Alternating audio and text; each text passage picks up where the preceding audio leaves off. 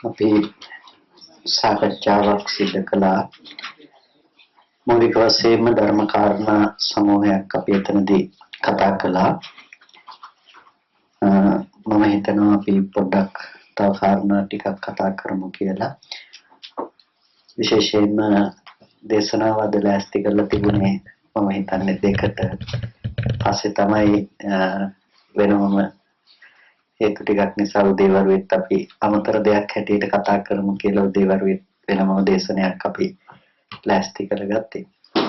ඒ නිසා මම හිතනවා අලුතෙන් බොහෝ පිරිසක් සම්බන්ධ වුණා දවල් කාලෙදී දෙකට විතර. ඒ ඇයිට උදේවරුේ ප්‍රසෙතකොට මග හැරුණා සහ ඒක රෙකෝඩ් වුණේ නැහැ හැබැයි. එතකොට ෆෝන් එකේ න රෙකෝඩ් කරලා තියෙනවා කිව්වා. මම හිතන්නේ අපිට සාකච්ඡාවේදී කාටත් දැනෙන්න ඇති අපි උදේ කතා කරපු ධර්ම කාරණා ටිකේ ඇති වැදගත් බව මොකක්ද කියන එක. අපි ධර්ම සාකච්ඡා කරනකොට උදේ දේශනාව තුළ අපි කතා කරපු බොහෝ කාරණා ටිකකින් අපිට උත්තර සපයන්න පුළුවන්කම තියෙනවා. ඇත්තටම අපි උදේ කතා කරපු කාරණා ටික ශාසනයේ බොහොම ඊටාම වැදගත් හරපද්ධතියක් තමයි අපි කතා කළේ. චතුරාර්ය සත්‍ය ධර්මයේ පිළිබඳව පොඩ්ඩක් මම හිතනවා නැවත කෙටි හැඳින්වීමක් මම කරන්නම් කාටත් ඒක යහපත පිණිස පවතී කියලා. ඒ නිසා උදේ වගේම උදේ අහපු ඇත්තෝ සුතං පරියෝදපේති අහපු දේ පිරිසිදු කරගන්න. අලුතෙන් ආපු ඇත්තෝ අසුතං සුනාති අහල නැති ටික අහගත්තා නම් එතකොට හරි. අපි උදේවරුේදී සාකච්ඡා කරා චතුරාර්ය සත්‍ය ධර්මය. චතුරාර්ය සත්‍ය කියලා කියනකොට අපි කවුරුත් දන්නවා දුක්ඛ සත්‍ය, සමුදය සත්‍ය සහ නිරෝධ සත්‍ය, මාර්ග සත්‍ය කියන මේ ධර්ම කොටාශයන් චතුරාර්ය සත්‍ය ධර්මයේ විදිහට අපි හඳුනගෙන තියෙනවා. චතුරාර්ය සත්‍ය අවබෝධ නොකිරීම මත මේ ප්‍රතිවේද නොකිරීම මත මේ සසර ගමනක අපි සැරිසරනවා කියන එක බුදුරජාණන් වහන්සේ චතුර්ණං සත්‍යානං අනනුබෝධා සන්ධාවතං සංසරිතං කියලා මේ සසර ගමනේ සැරිසරීම පිළිබඳව බුදුරජාණන් වහන්සේ අනුමතග්ග සංයුත්තේදී දේශනා කරලා තියෙනවා.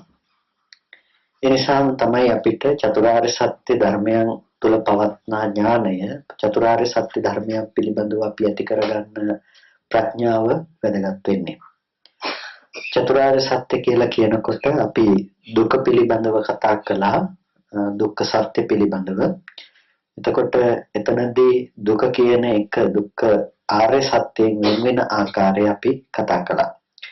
දුක කියන්නේ වේදනාත්මකව ඇති වෙන දෙයක්. වේදනාත්මකව ඇති වෙන දෙයක් කියලා කියන්නේ දුක අපිට කායික සහ මානසික වේදනාවක් විදිහට දැනෙන දේ තමයි දුක කියලා කියන්නේ.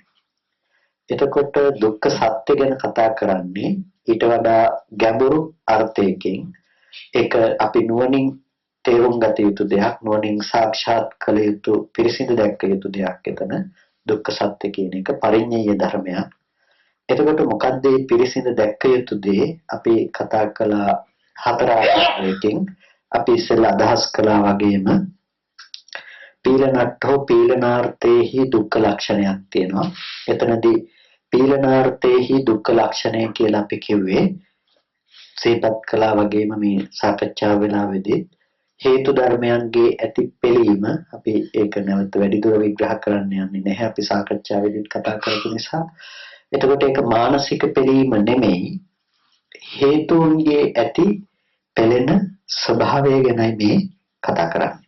මොකද අපි කතා කළා චතුරාර්ය සත්‍ය ධර්මයන්ගේ තියෙන ගති ලක්ෂණ ටිකක් තත, අවිතත, අනඤ්‍යත ස්වභාවයක් තියෙනවා.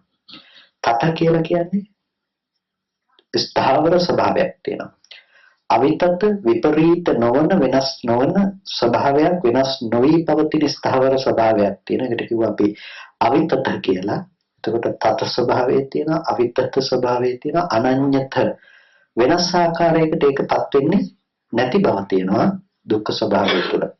ඒක කාටවත් ආයේ කියන්න බෑ ඒක වෙනස් වෙනවා කියලා. එතකොට අපි වේදනාත්මකව කතා කරන දේ ස්වභාවය තමයි වෙනස් වෙන ස්වභාවය. වේදනාව ඕනම වෙලාවක වෙනස් වෙන්න පුළුවන්කම තියෙනවා. ඒ වගේම වෙනස් වේදනාවන්ට අපි කැමැති අකමැති බවක් වෙනස් වෙනවා. අසුචිය අද දකින්න පිළිකුල් සහගත දෙයක් වුණාට සමහර විට ඒක ගෝචර කරගෙන ඉන්න සත්‍යයකට ඒක බොහොම ප්‍රියමනාප දෙයක් බවට පත් වෙනවා. ඒක තමයි වේදනාවේ තියෙන ස්වභාවය. ඒක පුද්ගල නානත්වය අනුව, චරිත නානත්වය අනුව, භූමි නානත්වය අනුව ඒක වෙනස් වෙන්න පුළුවන්කම තියෙනවා. ඒ නිසා අපි මේ කය මගේ කියලා සතුටු වුණාට කතාවට කියන්නේ දෙවියන්ට ගව ගානක් දුරට ගඳ දැනෙනවායි කියලා. ඉතින් මේකේ තියෙන කුණප සහගත ස්වභාවයේ දෙවියෙකුට ප්‍රියමනාප දෙයක් බවට පත් වෙන්නේ නැහැ. දෙවියෙක්ම වෙන්න ඕනේ මේක ඇතුළේ බැලුවොත් අපිටත් ප්‍රියමනාප භාවයක් ඇත්තේ නැහැ. එතකොට අපිට පේනවා එතකොට දැන් මේ වේදනාව කියන එකේ සැප සහ දුක් වේදනාව භූමිය අනුව වෙනස් වෙලා බෙදලා යන ආකාරය. එහෙනම් මේ වේදනාව කියන එක තත ස්වභාවයක් නෙමෙයි. අවිතත ස්වභාවයක් නෙමෙයි. අනඤ්‍යත ස්වභාවයක් නෙමෙයි. ඒ නිසා තමයි දුක්ඛ සත්‍ය කියන එක වේදනාව මට්ටමින් කතා කරන්නේ නැත්තේ. වේදනාව මට්ටමින් කතා කරන්නේ දුක කියන එක විතරයි. දුක්ඛ සත්‍ය නෙමෙයි. ඒ නිසා අපි මේ සියල්ලන්ටම මූල කාරණාවක් වන දුක්ඛ සත්‍ය පිළිබඳව කතා කරන්නේ දුක්ඛ ලක්ෂණ ටිකකින්. ඒකෙදි අපි කිව්වා පීලනට්ඨෝ කියලා පීලනාර්ථේහි එන දුක්ඛ ලක්ෂණය ගැන. පීලනාර්ථේහි දුක්ඛ ලක්ෂණය ගැන කතා කරේ මේ මූලාශ්‍රය හැටියට අපි ගත්තේ පටිසම්භිදා මග්ග ප්‍රකරණයේ කියන සත්‍ය කතාව සත්‍ය පිළිබඳව ඇති විග්‍රහයක්. එතකොට මෙතන පීලනාර්ථයේ කියන දුක්ඛ ලක්ෂණය හේතුන්ගේ ඇති පවතින්නට බැරි ස්වභාවය නිසා හේතුන්ගේ තියෙන පෙළෙන ස්වභාවය. අපි ගත්තොත් ආයතන 6ක්නේ අපි මොන මට්ටමකටපත් උනත් පරිහරණය කරන්නේ ආයතන 6ක්. ඒක ඒ ආයතන 6 ඇතුලේ දෙකක් වෙන්න පුළුවන් මන ආයතන ධම්මායතන කාම භූමි ආයතන 6ම වෙන්න පුළුවන්. එතකොට ඒක භූමිනානත්ය යන වෙනස් වෙන්න පුළුවන්. හැබැයි ආයතන පරිහරණයක් කරන්නේ. ආයතනයන්ගේ ස්වභාවය මොකද්ද? අහුත්වා සම්භූතං උත්වා න භවිස්සති පෙර නොතිබීම හටගන්න බව සහ ඉතුරු නැතුව නැති වෙලා යන ස්වභාවය. ඇහි ස්වභාවය පෙර නොතිබීම හටගන්න බව ඉතුරු නැතුව නැති වෙලා යන බව. එතකොට ඇහැට පුළුවන් කමක් නැහැ Tamanට අවශ්‍ය විදිහට රූපේ පවත්වන්න. රූපෙට පුළුවන් කමක් නැහැ Tamanට අවශ්‍ය විදිහට ඇහැට පතිත වෙලා ඉන්න. ඒ වගේම අපිට බෑ වගේම ජීවත් වෙලා ඉන්න අපිට ඕනකම තිබුණත් අපිට මරණය දුකක් වෙනවා වගේම හේතුවට පුළුවන් කමක් ඇත්තේ නැහැ. හේතුවට ඕන කාර්යයක් පවතින ඒකේ ආයුසන්තතිය පැවතිලා ක්ෂණිකවම නැති වෙලා යන ස්වභාවයක් තියෙනවා. ඒ නිසා හේතුව පිළිබඳව අපි කතා කරනවා පීලනාර්ථයක් තියෙනවා. හේතු පෙළෙනවා. ඒක දුකකින් තේරෙන්නේ අපිට. ඒ පීලනාර්ථය නිසා ඒක දුක්ඛ සත්‍යයක් කියලා කියනවා. ඒක සාක්ෂාත් කළ යුතු දෙයක් නොවනින් දත යුතු කාරණයක්. එතකොට දුකෙහි තියෙන පීලන ලක්ෂණය කියලා කියනවා. දැන් ඕක පොදුයි අපි සැප වේදනාවටත් පොදුයි, දුක් වේදනාවටත් පොදුයි, උපේක්ෂා වේදනාවටත් පොදුයි. ආයතනයක් නිසා නම් සකස් කරලා තියෙන්නේ. ඒ මූලික හේතු ටිකම පිළීම් සහගත නම් ඒකට තනි වචනයෙන් කියන්න පුළුවන් දුක්ඛ සත්‍යයෙන් යුක්ත දෙයක්. ඇයි? හේතුන්ගේ පිළීම් සහගත බව තියෙනවා. දැන් ඔය පිළීම් සහගත බව භූමිය අනුව වෙනස් වෙනවද? භූමිය අනුව වෙනස් වෙන්නේ නැහැ. පුද්ගල බෙහෙද අනුව වෙනස් වෙන්නේ නැහැ. මොන තැනටපත් උනත් හේතුන්ගේ පෙළෙන ස්වභාවය පිළීම් සහගත බවම තමයි. ඒක වෙනසක් වෙන්නේ නැහැ. ඒක නිසා තත අවිතත අනඤ්‍යත කියලා කිව්වේ. ඊට පස්සේ සංකතට්ඨෝ කියලා කිව්වා සංකතාර්ථය ගැන. සංකතය කියලා කියන්නේ සකස් කරන ලද හේතුන්ගෙන් සකස් කරන භාවය අපි කතා කළා. ඉස්සෙල්ලා කතා කළේ අපි හේතුන්ගේ ඇති පෙළෙන ස්වභාවය. දැන් අපි කතා කරනවා හේතුන් නිසා සකස් කරන බව. චක්කු විඥානය කියන එක නිකන් ආකස්මිකව ප්‍රතිමව පහළ වුණ දෙයක් නෙමෙයි. ඒක හේතුන්ගෙන් සකස් කරපු දෙයක්. ඇස සහ රූපය ඇති කල්ලි ඇති වෙන දෙයක් තමයි චක්කු විඥානය කියලා කියන්නේ. ဒုတိ ය ද්වය සූත්‍රයේදී ද්වයං නිස්සාය විඥානං සම්භෝති හේතු දෙකක් නිසා විඥානය හට ගන්නවා චක්කුංච පටිච්ච රූපේච. එතකොට චක්කුං අනිච්චං සංකතං විපරිණාම ධම්මං. ඇහැ අනිත්‍ය දෙයක් සංකත දෙයක් වෙනස් වෙන දෙයක්. රූපය අනිත්‍ය දෙයක් සංකත දෙයක් වෙනස් වෙන දෙයක්. එහෙනම් චක්කු විඥානය නිට්ටය වෙන්න බෑ. ඇයි? හේතුව දුර්වලයි. හේතු දුර්වල නිසා ඵලය නිකම්ම දුර්වලයි. හේතු දුර්වල වෙන තැනක ඵලයේ ශක්තිමත් වෙන්න බෑ. ඵලය නිකම්ම දුර්වලත්වයකටපත් වෙලා තියෙනවා. අන්න ඒ විදිහටම දැන් අපිට හොඳට පේනවා එතකොට සංකතාර්ථයේහි එන දුක්ඛ ලක්ෂණය මොකක්ද කියලා. මේ සංකත ධර්මතාවයන්ගේ ස්වභාවය තමයි හේතුන්ගෙන් සකස් කරන බව නිසාම හේතු නැති වෙනකොට බිඳී යන ස්වභාවයෙන් යුක්තයි. ඒක නිසා ඒකට කිව්වා සංකතාර්ථයේ දුක්ඛ ලක්ෂණය කියලා. ඒක වේදනාවකින් දැනෙන්නේ නැහැ. වේදනාවකින් දැනෙනවා නම් අපිට හැම වෙලේම දුක් වේදනාව තියෙන්න වෙනවා. ඇයි හැම වෙලේම හේතු නිසා සකස් වෙනවා. හේතු නැති වෙනකොට නැති වෙන වාරයක් ගන්න දුක් වේදනාවක් ඇති වෙනවා. එහෙම ඇති වෙන්නේ නැහැ. ඒ නිසා දුක් වේදනාව නෙමෙයි මේ කතා කරන්නේ ලක්ෂණ ටිකකින්. ඊට පස්සේ සංතාපාර්ථය කතා කරනවා. සංතාපය කියන එක අපි තාපන ස්වභාවය ගැන කතා කළේ. තේජෝ ගුණිකත්වය කියන එක. මේ රූපයේහි ඇති සංතාපන ස්වභාවය නිසා තමයි තේජෝ ගුණිකත්වය නිසා තමයි මේ රූපයේ වැය වෙනස් වෙන ස්වභාවයක් අපි කතා කරන්නේ. පුංචි ළමෙක් ලොකු වෙන බව, දත් හැලෙන බව, කන රැලි වැටිලා කෙස් සිදෙන බව මේ ඔක්කොම තේජෝ ධාතුවේ ලක්ෂණය. ගහක් දි รา පත් වෙන ස්වභාවයට එනකන් යන්නේ රූපයේ මොහුකුරා යන්නේ තේජෝ ගුණිකත්වය නිසා. එතකොට ඒ ස්වභාවයෙම වගේම තමයි නාම ධර්මතාවයන්ගේ ඇති පරිපාකමේ ස්වභාවය, පැසීමට යන ස්වභාවයත් අපි කතා කළා සංතාපාර්ථයක අර්ථයක් විදිහට තේරුම් ගත යුත්තක් මිසක දැකිය හැක්කක් නෙමෙයි. එතකොට ඒක සංතාපාර්ථයක්. එතකොට ඒකත් දුකේ ඇති දුක්ඛ ලක්ෂණයක්. ඒ කියන්නේ දුක්ඛ ආර්ය සත්‍යයේ ලක්ෂණයක් තමයි සංතාපාර්ථය. මේ අර්ථ ටිකෙන් තමයි අපිට දුක්ඛ සත්‍ය වටහා ගන්න වෙන්නේ. ඊට පස්සේ විපරිණාමට්ඨෝ විපරිණාමාර්ථයක් තියෙනවා.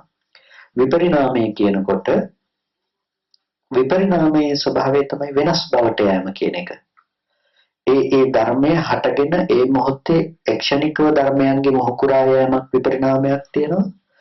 ඒ වගේම සම්තතියක් විදිහට ඒ ධර්මයන්ගේ විපරිණාමයක් තියෙනවා. කියලා මේ කිපතිල මැරිලා යන ස්වභාවයට එනකන් රූපේ වෙනස් වෙන බවක් තියෙනවනේ. ඒකත් විපරිණාමය තමයි. හැබැයි දුක්ඛ ආර්ය සත්‍ය තුල අපි කතා කරන විපරිණාමය අර ටිකටම ගැලපෙන විපරිණාමයක්. ඒ මොහොතට හටගෙන වෙනස් ස්වභාවයකටපත් වෙන එකක්. ඒ කියන්නේ චක්කු ద్వාරික වීතිය ගත්තාම අපිට ඇහැට රූපේ පතිත වීම ඉඳලා මනෝවිඤ්ඤාණයෙන් උපදවන ධර්මතා ටිකක් දැනගන්න තැන දක්වාම ඒක යනවා. අපි දැනගන්නේ හිතේ තියෙන ටික අපි හිතන්නේ රූපේ දැනගත්තා කියලා. ඒ මට්ටමට එනකම් යනවනේ. එතකොට ඒ මට්ටමට යනකම් මොහු කිරීමක් තියෙනවා. ඒක අපිට සමූහයක් විදිහට ගත්තාම තමයි ඒ විදිහට හසු වෙන්නේ. හැබැයි ඒ මොහොතට හටගන්න සිතෙත් ඇති විපරිණාමයක් වෙනස් ස්වභාවයකටපත් වීමක් අපිට දකින්න පුළුවන්කම තියෙනවා. එතකොට මෙන්න මේ ලක්ෂණ ටික යම් තැනක තියෙනවා නම් ඒ ධර්මයන්ට කියනවා මොකක් කියලාද? දුක්ඛ සත්‍ය කියලා. ඒ ධර්මයේ දුක්ඛ සත්‍යයට යටත්. එතකොට මේ ලෝකයේ තියෙන යම්තා ධර්මතා ටිකක් තියෙනවා නම් තුන් භූමිය අනුව ගියපු මේ සියලුම ධර්මතා ටික පොදුවේ අපි කතා කරනවා මොකක් කියලාද? දුක්ඛ සත්‍ය කියලා. දුක්ඛ සත්‍ය කියලා කතා කරනවා. සමුදය හැරුණකොට සමුදය ලක්ෂණය හැරුණකොට අනිත් ඔක්කොම ටික දුක්ඛ සත්‍යයට යටත් කියලා අපි කතා කරනවා. හේතු නිසා සකස් වෙන දෙයක් නම් ඒක දුක්ඛ සත්‍යයට අයිති දෙයක්. ඊට පස්සේ අපි මේ විදිහට දුක්ඛ සත්‍ය කතා කරලා ඊට පස්සේ සමුදය සත්‍ය පිළිබඳව අපි විග්‍රහ කරගත්තා. සමුදය සත්‍ය ගැන කතා කළා. සමුදය සත්‍යයේ තියෙන අර්ථ කීපයක්. ආයෝහනට්ඨෝ ආයෝහනාර්ථය. සමුදය කියනකොට අපි පැහැදිලි කරගත්ත සමුදය කියලා කියන්නේ කියපු ගමන් අපි හිතන්නේ තණ්හාව නැතිනම් ලෝභය කියලා. ලෝභය කියන මට්ටමේ වැඩිමු තණ්හාවක් නෙමෙයි සමුදය කියලා කියන්නේ. ආයෝහනාර්ථයක්. ආයෝහණය කරනවා කියලා කියන්නේ රැස් කරනවා කියන එක. එතකොට පුඤ්ඤාභි අපුඤ්ඤාභි ආනෙජ්ජාභි වශයෙන් සංස්කාරයන්ගේ රැස් කිරීමක් තියෙනවා නම් මේකත් සමුදය ලක්ෂණයක්. කොටින්ම කියනවා නම් රූපං රූපත්තාය අபிසංකරොත්ති තී සංඛාරෝ කියලා සංස්කාරයන්ගේ නැවත නැවත මේ අபிසංස්කරණය කරලා රැස් කරන බව තියෙනවා නම් මේකට මොකක්ද කියන්නේ? සමුදය ලක්ෂණය. අපි නැවත සකස් කරගෙන තියෙනවා. වටාපත මෙතන දකින්නකොට අපි වටාපත රැස් කරගෙන තියෙනවා. අපිට ආපහු ඒ නිසා වටාපත දකින්න පුළුවන් නේ. වටාපත රූපේ ආපහු බාහිර රූපේ දකින්න පුළුවන්. ඇයි අපි වටාපත රැස් කරගත්තා. ඇත්තටම වටාපත නෙමෙයි අපිට ගේන්නේ. නාම ධර්මතා ටිකක් හටගෙන නිරුද්ධ වෙන්නේ. ඒක සහ අර හටගත්තු වර්ණ සටහන අතර ඇති වෙනස නොදන්න කම නිසා ඒක ඔක්කොම එකයි කියලා හිතලා එළියේ තියෙන වටාපත අපහු රැස් කරගත්තා. ඒකේ ප්‍රතිඵලය තමයි අපිට මේ අද පුද්ගල භාව හම්බෙන්නේ. රැස් කරගන්න පුළුවන්කම තියෙන්නේ. දැන් බණ කියපු මාව රැස් කරගන්නේ දැන් ආපහු ඕගොල්ලන්ට පස්සේ මාව දකින්න පුළුවන්. එතකොට උදේ ඉඳලා හිටපු අයට උදේ බණ කියපු හාමුදුරු ඉන්නවා කියන එක තුළ දැන් හවසත් බණ කියනවා කියන තැනින් රැස් කරගන්න පුළුවන්කම තියෙනවා. එතකොට අපි හැම වෙලාවකදීම සකස් කරන ලක්ෂණයකින් යුක්තයි. ඒ කියන්නේ මේ දේවල් නැවත නැවත අපි රැස් කරනවා පුරුද්ද කරනවා. මේකට කියන ආශ්‍රව ධර්ම කියලා. ඒ කියන්නේ අපි පුරුදු කරනවා හිතට.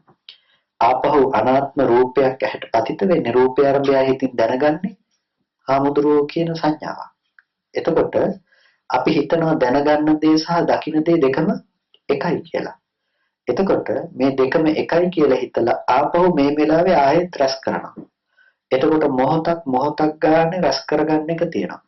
එතකොට ඒ පිළිබඳව තියෙන අත්දැකීම් සමුදාය මොහොතක් ගන්න වර්ධනය වෙනවා. අපි ඒක වේදනා වශයෙන් රැස් කරනවා, සංඥා වශයෙන් රැස් කරනවා, රූප වශයෙන් රැස් කරනවා, සංස්කාර කරන කම විසිනුත් ආපහු රැස් කරගන්නවා. රැස් කර ගැනීම කියන එක හැම පැත්තෙම බොහොම සංකීර්ණ ලෙසම අපි කරන දේ තමයි රැස් කර ගැනීම කියන කාරණය. ඒ නිසා අපිට ලොකු කුණු කන්දක් ඉවතු කරලා තියෙනවා. දකින්න බෑ රැස් කරගන්න, ඇහෙන්න බෑ රැස් කරගන්න. හැම ආයතනයකම ස්වභාවය තමයි ස්පර්ශ ආයතන 6න් හැම වෙලාවකදීම රැස් කරනකම. ඒකේ ප්‍රතිඵලය තමයි රැස් කරන්න අනිත් පැත්තෙන් මාව නිර්මාණය කරනකම. ඒ කියන්නේ තමන්ව නිර්මාණය කරලා දෙනකම අනිත් පැත්තෙන් අපිට නිකම්ම ලැබිලා තියෙනවා. ඒ නිසා දැන් අපිට ආයෝහනාර්ථය කියන එක තේරුම් ගන්න වෙනවා සමුදේ තියෙන ආයෝහනාර්ථය. මොකද සමුදේ ප්‍රහාතව්‍ය නම් අපිට ප්‍රහාණය කළ යුතු නම් දුර වෙන්න ඕනේ මොකද්ද? ආයෝහණය කියන එක. එතකොට අපි තෘෂ්ණාව විතරක් හිතාගෙන හිටියොත් එහෙම තණ්හාව නිසා දුක එන්න පුළුවන්. ඒක හරි. ඒක දුක් වේදනාවනේ අපිට හදලා දෙන්නේ. හැබැයි මේ ආයෝහණය නිසා තමයි අපිට නැවත නැවතත් ඇහැ රූප මේ ආයතන ටික අලුත් කර යන්න පුළුවන්කම තියෙන්නේ මේ ආයෝහණය කරන කම නිසා. ක්ෂණික වශයෙන් මේක උපදවන්න පුළුවන්කම තියෙන්නේ ආපහු බීජ සැකස්ම අපි සිද්ධ කරන්නේ මෙතන තියෙන ආයෝහනාර්ථය නිසා. එතකොට ඒ මත තමයි අපි කුසලද අකුසලද කියන කොහොම තීරණය කරන්නේ රැස් කරගත්ත දේ ආරම්භය. ඒ කියන්නේ වටාපත මෙතන තියෙනවා කියලා ඔයගොල්ලෝ අතීතේ රැස් කරගත්ත කර්මාභි සංස්කාරය අනුව දැන් වටාපත මෙතන දකිනකොට එතකොට ඔයගොල්ලෝ තීරණය කරනවා මේ වටාපත අරන් ගිහිල්ලා පූජා කරන්න පුළුවන් ඔයගොල්ලන්ට වටාපත ගැන තරහ අරගෙන කඩලා බිඳලා දාන්න පුළුවන්කම තියෙනවා.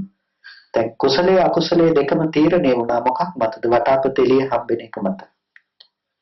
එතකොට යථාර්ථයේ නොදන්න කම මත කුසලයේ සහ අකුසලයේ කියන දෙකම ඇති කරගන්න අපිට පුළුවන්කම තිබුණා.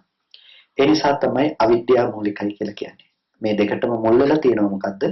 අවිද්‍යාව. නොදන්නාකම මුල් වෙලා තියෙනවා. රූපේ නිරුද්ධ වුණ බව අපි දැක්කේ නැහැ. දුක්ඛ සත්‍ය ස්වභාවය දැක්කේ නැහැ. හේතු නිසා ගොඩ නැගෙනවා කියන එක දැක්කේ නැහැ. ආයෝහනාර්ථය කියලා කියනවා සමුදය ස්වභාවයට.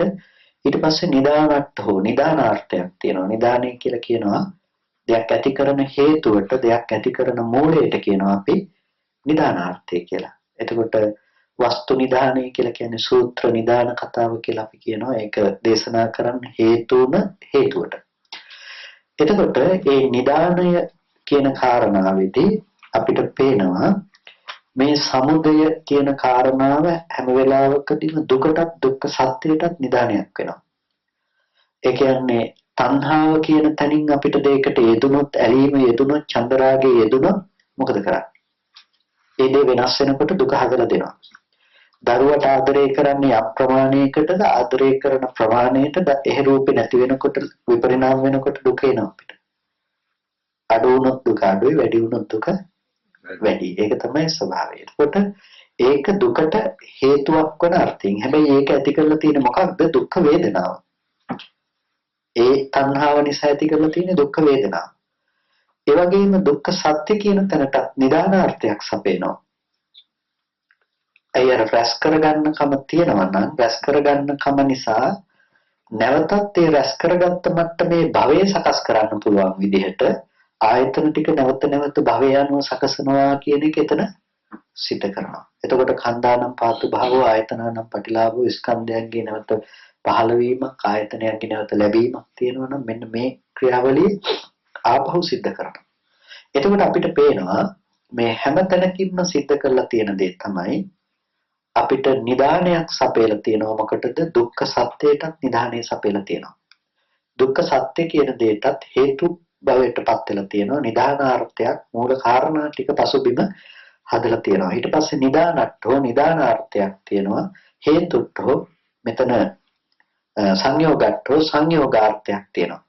සංයෝගාර්ථය අපි බොහොම ගැඹුරින් කතා කරපු දෙයක්. සංයෝගාර්ථය කියනකොට අපි කතා කළා මේ ඔක්කොම එකතු කරලා ගන්න අර්ථයකින්. ඇහැට පේන්නේ අනාත්ම වර්ණ සටහනක්. වර්ණ සටහන පේනකොට අපි දැනගන්නේ වටාපත කියලා වෙන්න පුළුවන්. හැබැයි ඒ වටාපත දැනගන්න පුද්ගලයා කොහොම පුද්ගලයෙක්ද? ඇහැ තියෙන, කන තියෙන, නාසය තියෙන, දිව තියෙන මේ විදිහේ කයක් තියෙන පුද්ගලයෙක් තමයි වටාපත දැනගෙන තියෙන්නේ. එතකොට අනිත් ආයතන ටිකේ අත්දැකීමත් පුද්ගල බව වැඩි කරන තැනට එතනට නියෝජනය කරලා තියෙනවා. ඔක්කොම එකතු කරලා අරගෙන විඳින කමක් තියෙනවා මෙතන. ඔක්කොම නිමිති ටික ඔක්කොම එකතු කරලා රාශී කරලා අපි රැස් කරගන්න කම නිකම්ම නෙමෙයි. අපි රැස් කරගන්න එළියේ තියෙන වටාපත විතරක් නෙමෙයි. වටාපත රැස් වෙන එකම නෙමෙයි මෙතන තියෙන ප්‍රශ්නේ. ප්‍රශ්නේ තමයි ඔය හැම තැනකදීම මෙහි සක්කාය දිට්ඨියත් අපි රැස් කරනවා. මම ඉන්නෝනේ පුද්ගලයා රැස් කරනවා. නිමිත්තක් ගන්න ස්ථාවර වෙන්නේ මොකද්ද? මෙහි පුද්ගලයෙක්. ඒ නිසා තමයි අපි ඒකට කිව්ව සමනුපස්සනා සූත්‍රය බලන්න කියලා. සමනුපස්සනා සූත්‍රයේදී සයුත්ත නිකායේ කන්ද සංයුත්තේ දක්වන පැහැදිලි කරනවා මේ ස්කන්ධයන්ගේ යථාර්ථය නොදන්න කම නිසා මේ ආත්ම දෘෂ්ටිය පවතිනවා කියන තැනදී එයාට සිද්ධ වෙනවා අස්මීති තස්ස අවිගතං හෝති වෙමි කියන හැඟීම එයාට දුර වෙලා නැහැ. මම වෙමි කියන හැඟීම තියෙනවා. මේක අස්මීති තස්ස අවිගතේ මම වෙමි කියන හැඟීම දුරු නොවුණු කල්හි පංචන්නං ඉන්ද්‍රියාණ අවක්ඛන්ති හෝති පංචේන්ද්‍රයන්ට බැස ගන්නවා. ඒ කියන්නේ දැන් ඇහැ හදනවා කියන එක නෙමෙයි කිව්වේ. ඇහෙන් යුක්ත, කනෙන් යුක්ත, අංග ප්‍රත්‍යංගින් යුක්ත අතපය තියෙන පුද්ගලයෙක් අපිට ඊට පස්සේ නිර්මාණය කරලා දෙනවා. ඒ පුද්ගලයාට පුළුවන් දැන් සැප දුක්ඛ ප්‍රපංච දුක්ඛ සැප ඔක්කොම හදාගන්න පුළුවන්කම ඒ පුද්ගලයාට තමයි එන්නේ. දැන් අපි විඳින්නේ අපිට දැනෙන්නේ වේදනා මාත්‍රික දුකක් නෙමෙයිනේ. අපිට දැනෙන්නේ මට එන දුකක්. එතකොට දැන් මාව කියලා කෙනෙක් අපිට ඉන්නවනේ. ඒ කෙනාට තමයි දුක එන්නේ. අඩුම තරමේ මම කොංගල කියලා හරි හිතෙනවා අපිට. එතකොට ඇයි මේ කෙනා ඉන්නවමනේ කොහෙන් හරි. එතකොට අපිට පුද්ගල බව කියන ටික නිකම්ම ගොඩ නැගිලා පුද්ගලයාට එන දුකක් විඳින්න පුළුවන්කම තියෙනවා. කායික වේදනාවක් දැන්නත් එහෙමයි. බුදුරජාණන් වහන්සේ දේශනා කරනවා යම් කිසි විදිහකින් යම් කෙනෙකුට සල්ල සූත්‍රයෙන් සංයුක්ත නිකායේ කායික දුකක් එනකොට කායික දුක යාට දැනෙනවා. කායික දුක දැනෙනකොට ඒ කෙනා ඒක මානසිකවත් දුකක් බවට පත් කරගන්නවා. ඇයි මේ මට වෙන දෙයක්? මේ අංග ප්‍රත්‍යයෙන් ඉඳන් මට වෙන දුකක් කියලා ඔළුවේ කැක්කුමක් වෙන්න පුළුවන්. හැදෙන්න ඔළුවේ කැක්කුමක් හැදෙනකොට ඔළුවේ කැක්කුම කාගේද? මගේ. ඒක මට තමයි ඔළුවේ කැක්කුම හැදෙලා තියෙන්නේ. නිකම් මට නෙමෙයි මේ හොඳට හිටපු මට එච්චර කාලයක් හොඳට හිටපු මට දැන් ඔළුවේ කැක්කුම හැදිලා. දැන් කයත් පොට්ටබ්බයත් නිසා මේ මොහොතේ හටගන්න වේදනාව මේ මොහොතේ නිරුද්ධ වෙන වේදනාව කොහොමත් අපිට ලැබෙනවනේ. ඒක නතර කරන්න බෑනේ. ඒක රහත් උනත් ඒ වේදනාව ලැබෙනවා. හැබැයි ඒ එකම වේදනාව අපි තව ආකාරයකින් විඳිනවා. ඒ තමයි මගේ ඔළුව රිදෙනවා කියන එක. ඔළුව තියෙනවා මගේ ඔළුව රිදෙනවා කියලා අපි ඔළුව මගේ සහ වේදනාව මගේ කරගෙන විඳිනකම්. එතනදී බුදුරජාණන් වහන්සේ පැහැදිලි කරන අසෘතවත් ප්‍රත්‍යඥය එකම වේදනාවට දෙපාරක් දුක් විඳිනවා. එක පැත්තකින් කායික වේදනාව එනවා. ඒක හටගෙන නිරුද්ධ වෙනවා. මගේ ඔළුව රිදෙනවා. නිකන් නෙමෙයි ඒක සමහර විට පැයක් තිස්සේ මට ඔළුව රිදෙනවා. සතියක් තිස්සේ මට සනීප නැති වෙනවා. ඉතින් එකම වේදනාව අපි විඳිනවා දෙවිදිහකට විඳිනවා. පුද්ගලයෙකුට ඇති වෙන වේදනාව. පැයකට කලින් තිබ්බ එක දැන් වෙදෙන්නේ නැහැ නේ. කයයි ස්පර්ශයයි මේ මොහොතේ දැනෙන වේදනාව විතරයි අපිට දැනෙන්නේ. ඒක ඔළුව කියන එක මනසට ඒ දුක දැනෙන්නේ නැහැ නේ අපිට. කායික වේදනාව එතන නිරුද්ධයි. හැබැයි මනෝවිඤ්ඤාණය මගෙන් ඇසුරු කරන්නේ අර පැයකට කලින් ඉඳලා දැන් මගේ ඔළුවේ කැක්කුම තියෙනවා. හොඳට හිටපු මට දැන් ඔළුව රිදෙනවා. එතකොට හිතනවාද වැඩිපුර තියෙන කායික වේදනාවද මානසික වේදනාවද කියලා? වැඩිපුරම තියෙන මානසික වේදනාව අපිට. කායික වේදනාව දැක්කොත් අපිට නිරෝධයක් සාක්ෂාත් වෙන්නේ නැහැ. එතකොට වේදනාව හැදෙන්න තැනක් නැති වෙනවා. ඒ කියන්නේ වේදනාව දැනෙන්නේ නැහැ කියන එක නෙමෙයි කාය පරිහරණය කිරීමේ වේදනාව දැනෙනවා. නමුත් මානසික වේදනාව කියන කොටස තමයි වැඩිපුරම අපි විඳලා තියෙන්නේ. ඒක නැති කරන්න පුළුවන්. එතකොට අපි මේ විදිහට මානසික වේදනාවක් විඳින තැනටත් ඔක්කොම හේතුව සකස් වෙලා තියෙන්නේ සංයෝගාර්ථය නිසා. එක දෙයක් එනකොට අපි විඳින්නේ අනිත් ඔක්කොම ටික එකතු කරගත්ත තැනක ඉඳලා තමයි අපි විඳින්නේ. පුද්ගල භාවය තමයි මේ පැත්තේ අපි විඳින්නේ. එතකොට ඇහැට රූපයක් කෙනකොට වර්ණ සටහන ගැන විතරක් නෙමෙයි දැනගන්නේ, ස්ථාවර කරගන්නේ. අර ඉන්ද්‍රිය පහකින්ම යුක්ත මම කරගත්ත කෙනෙකුට එන දෙයක් තමයි අපි ඒකෙන් නිදින්නේ. ඒ නිසා වචනයක් ඇහෙන්නේ. වචනේ දැන ගැනීම කියන කාරණේ නෙවෙයි දැන් අපිට ප්‍රශ්න වෙලා තියෙන්නේ. මට බැන්න කියන එක තමයි ප්‍රශ්න වෙලා තියෙන්නේ. ඒකට බැනපු කෙනා මේ ඉන්නේ. එතකොට ඒ බැනුම අහපු කෙනා මේ පැත්තේ ඉන්නවා. එතකොට අපිට මේ අංග ප්‍රත්‍යයන්ගේ මේ විදිහෙන් යොත් චරිත ස්වභාවයකින් යොත් ගති ස්වභාවයකින් යොත් මට බැනලා තියෙනවා. දැන් දුක විඳින්න පුළුවන් අපිට ඕන තරම්. වදින්න කෙනෙක් ඉන්නවා මේ පැත්තේ. ඒ නිසා අපිට ඒ දුක විඳින්න පුළුවන්කම හදලා දීලා තියෙන්නේ මොකක් නිසාද? සංයෝගාර්ථය නිසා. සමුදේ තියෙන ලක්ෂණයක් තමයි සංයෝගට්ඨෝ සංයෝගාර්ථයක් තියෙනවා. පලිබෝධට්ඨෝ පලිබෝධයක් කියලා කියනවා යම් කිසි ඵලයකට ඇති වෙන අපි කිව්වොත් පලිබෝධයක් යම් කිසි වගාවක් කරොත් ඒකට ඇති වෙන අනුව ගැහුවොත් අපි කියනවා පලිබෝධයක් කියලා. එතකොට අපිට පලිබෝධයක් සිද්ධ කරලා තියෙනවා කුමකටද? ඵල නිෂ්පත්තියට. කුමන ඵල නිෂ්පත්තියටද? යථාභූත ඥාන දර්ශනය පෙන්නනවා කියන ගතියට ස්වභාවයට පලිබෝධයක් බවට පත් වෙලා තියෙනවා. එයි රැස් කරගන්න කම පලිබෝධයක්මයි. ඒ නිසානේ අපිට පේන්නේ නැත්තේ. කලින් දැකපු දේ ආයෙ දකින්න පුළුවන් කියන කම අපිට තියෙනවා. ඉතින් ඒක අනිත්‍යයි කියන එක අපිට පේන්නේ නැහැ නේ. ඒක අනිත්‍යයි කියලා පෙන්නන කමට සමුදය කියන එක පලිබෝධාර්ථයක් තියෙනවා. ඒ නිසා අපිට දැකපු දේ නැවත නැවත දකින්න පුළුවන්. අහපු දේ නැවත නැවත අහන්න පුළුවන්. අපි දන්නේ හේතු ටික අලුතෙන් හැදිලා අලුතෙන් හට ගන්නවා කියලා. අපි හිතනවා ඉස්සෙල්ලා අහපු එක තමයි ආයෙත් අහන්නේ කියලා. එතකොට අපිට අර යථාර්ථය නොපෙන්නන කම ඒකට කියනවා පලිබෝධාර්ථය කියලා. එතකොට සමුදයේ තියෙන ලක්ෂණයක් තමයි පලිබෝධට්ඨෝ කියන මේ පලිබෝධාර්ථය. එතකොට සමුදයේ තියෙන මේ ලක්ෂණ ටික වෙනස් වෙන්නේ නැහැ. ඒක තතයි, අවිතතයි, අනඤ්‍යතයි. ඒක තත ස්වභාවයකට පවතිනවා. එතකොට සමහර වෙලාවට අපිට ඇහෙනවා මේ තර්ක විතර්ක කරන සමහර අය තර්ක ගොඩනගනවා චතුරාර්ය සත්‍යත් නිට්ටයයි කියලා. ඒ තතයි අවිතතයි අනඤ්‍යතයිනේ. ඉතින් එතකොට ඒක නිට්ටයයිනේ.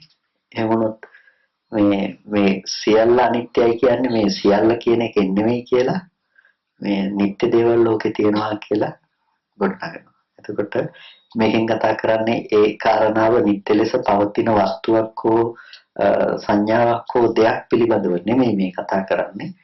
හට ගන්නවා නම් හට ගන්න ධර්මතාවය මේකම තමයි කියන්නේ. ස්වභාවය ඒ අර්ථයෙන් කියන එක මිසක මෙසේ පවතිනවා කියන ස්වභාවයක් ගැන නෙමෙයි කතා කරන්නේ. ඊට පස්සේ කතා නිරෝධෝ. නිරෝධය කියන්නේ මොකද්ද? නිරෝධයත් අපි කතා කළා ලක්ෂණ හතරක්. නිරෝධයේ තියෙන නිස්සරණට්ඨෝ නිස්සරණාර්ථයක්. නිරෝධය දෙකක් කතා කළා අපි. නිරෝධයක් තියෙනවා හටගෙන නිරුද්ධ වෙන ස්වභාවය. ඒකට කියනවා අපි ක්ෂණික නිරෝධය කියලා කියනවා. ස්කන්ධයන්ගේ හටගෙන බිඳී යන ස්වභාවය ක්ෂණ භංගුරත්වය කියලා කියනවා. ක්ෂණ භංගතාවය ක්ෂණයක් පාසා බිඳි බිඳී යන ස්වභාවය. එතකොට මේ ස්කන්ධයන්ගේ බිඳි බිඳී යන ස්වභාවය ඒකත් නිරෝධයක්. අපි ඒ නිරෝධේ නිවන කියලා කියන්නේ නෑ. ඒ නිරෝධේ නිවන නම් අපිට නිවන් දකින්න ඕනේ. හැම වෙලෙම නිවන් දැකලා තියෙන්න ඕනේ. ඒ හටගත්තා නැති වෙලා ගියා ඒක එතනින් ඉවරයි. ඒ නිසා ඒ නිරෝධේ නොදන්නා කම නිසා තමයි අපි සමුදය සකස් කර ගැනීම සිද්ධ කරන්නේ. ඒ නිසා නිරෝධය කියන තැනින් අදහස් කරන්නේ මේ නිරෝධය නෙමෙයි අනුත්පාද නිරෝධය. නිරෝධ දෙකක් තියෙනවනේ. එකක් තමයි ක්ෂණයක් පාස ස්කන්ධයන් මිදී යන ස්වභාවය. අනිත් එක තමයි අනුත්පාද නිරෝධය. අනුත්පාද නිරෝධේ දකින්න බෑ ක්ෂණ නිරෝධේ නොදක. ඒ කියන්නේ ක්ෂණයක් පාසා ස්කන්ධයන්ගේ විවිධ යන ස්වභාවය නොදක පංච උපාදානස්කන්ධාදී ක්ලේශ භූමියේ කෙලෙස් ධර්මතා අනුත්පාදයට ලක් කරනවා කියන එක සිද්ධ වෙන්නේ නැහැ. එතකොට අපිට එහෙනම් පංච උපාදානස්කන්ධය අනුත්පාද නිරෝධයකට ලක් කළ යුතු වෙනවා. එතකොට ඒ මට්ටමේ අනුත්පාද නිරෝධයක් ගැන කතා කරන්න නම් අනුත්පාදයකට ලක් කරන්නට නම් අපිට සිද්ධ වෙනවා ඒකට අවශ්‍ය දර්ශනයක් වඩන්න. ඒකට අවශ්‍ය දැක්මක් ඇති කරගන්න සිද්ධ වෙනවා. ඒ නිසා තමයි නිස්සරණය කියන දේ කතා කරන්නේ. මේ නිස්සරණය කියන එක අනුත්පාද නිරෝධයේ තියෙන ලක්ෂණය. කොමකින්ද නිස්සරණය ලබන්නේ? එයා ආයතනයන්ගෙන්ම නික්මිලා ආයතනයන්ගෙන්ම නිස්සරණය ලබලා තියෙනවා. එතකොට ආයතනයන්ගේ නිස්සරණය කියන කාරණාව ඇහෙන් නික්මිලා කනෙන් නික්මිලා ඇහැ නැහැ කන නැහැ. එතකොට ඒ භූමිය තුල ඇස කන නාසය දිව ශරීරය ඇත්තේ නැහැ. කොටිම කියනවා රහතන් වහන්සේට ඇස කන නාසය දිව ශරීරය නැහැ. ඒ ටික නැහැ කිව්වහම හරි ප්‍රශ්නයක් කරන්නේ. ආයතන දෙකයිනේ කතා කරන්නේ. ධම්මහදේව වර්ගය අරගෙන බලන්නකෝ අපරියපන්න භූමියේ ආයතන දෙකයි කතා කරන්නේ. ඇයි ඒ ඥාන දර්ශනයක් නිසානේ රහතන් වහන්සේ කියලා කියන්නේ. ඥාන දර්ශනය පවත්වන්නේ කුමක් නිසාද? ආයතන දෙකක් නිසා. ඒ ආයතන දෙක නිසා තමයි රහතන් වහන්සේ කියන භූමිය තිරණය වෙන්නේ. ඒ අර්ථයෙන් තමයි ඇහැ කියලා කතා කරන්නේ. ආයතන දෙකයි කියලා කියන්නේ. නැත්නම් රහතන් වහන්සේට රූප පේන්නේ නැහැ කියලා නෙමෙයි මේ කියන්නේ. අපි කියනවා රහතන් වහන්සේ රූප බලන්නේ අර ඇහැ තියෙන්නේ, ওই තියෙන්නේ රූප කියලා. ඒ අපේ තියෙන දෘෂ්ටියත් එක්කනේ. රහතන් වහන්සේගේ දැක්ම අනුව ඒ ආයතන දෙකෙන් පෙන්වන දර්ශනයෙන් කළා තියෙන්නේ මොකද්ද? ඇහි නිරෝධය පෙන්වලා තියෙනවා. මේ මොහොතේ ඇහැ හටගත්ත ඉතුරු නැතුව නිරුද්ධ වුණා. එතකොට ඒ ඇහැ ආයෙත් හට ගන්න පුළුවන්ද? නිරුද්ධ වෙච්ච ඇහැ ආයෙ නැහැ. ඒ ඇහැ අතීතෙත් මීට කලින් තිබුණාද? මීට කලින් තිබුණෙත් නැහැ. එතකොට ඒක හටගත්තේ කලින් තිබුණෙත් නැත්නම් අනාගතයට පවතින්නෙත් නැත්නම් අවබෝධ කරලා තියෙනවා මොකද්ද? මේක හේතු ටික ඇතිකල්ලි හටගෙන හේතු නැති වෙනකොට නැති වුණ ධර්මයක් හැටියට. අහුත්වා සම්භූතං හුත්වා නභවිස්සති පෙර නොතිබීම හටගෙන ඉතුරු නැතුව නැති වෙන දෙයක් විදිහට. ඒකනේ අර ව්‍යවස්ථාපනය ගැන කියනකොට කතා කරන්නේ ඇහැ කියන එක පෙර නොතිබීම හටගෙන ඉතුරු නැතුව නිරුද්ධ වෙන ධර්මයක් කියලා ව්‍යවස්ථාපනය කරන්න කියලා. ඒ නිසා අපිට ඇහැ ගැන මෙනෙහි කරන්න වෙනවා පෙර නොතිබීම හටගෙන ඉතුරු නැතුව නැති වෙන ධර්මයක් කියලා. රහතන් වහන්සේ ඒක ජීවිතේ කරගත්ත මට්ටම. එතකොට රහතන් වහන්සේට ඇහැක් හම්බ වෙන්නේ ඇහැක් නැහැ කියන්නේ රූප පේන්න මේ ප්‍රසාදේ පහළ වෙන්නේ නැහැ කියන එක නෙමෙයි. එක දිගට පවතින අර උපාදාන වශයෙන් ගන්න පුළුවන් ඇහැක් ලැබෙන්නේ නැහැ. ඒ විදිහට ස්පර්ශ ආයතන 6ම ලැබෙන්නේ නැහැ. ස්පර්ශ ආයතනෙන් හිස් ශුන්‍යයි කියලා කියනවා.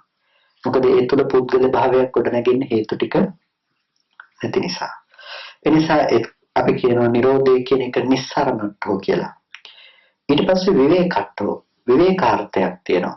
ඒකේ කටයුතු නැති නිසා රැස් කර ගැනීම ආදී කටයුතු නැති නිසා අபிසංස්කරණයක් නැති නිසා අපි කියනවා එතනදී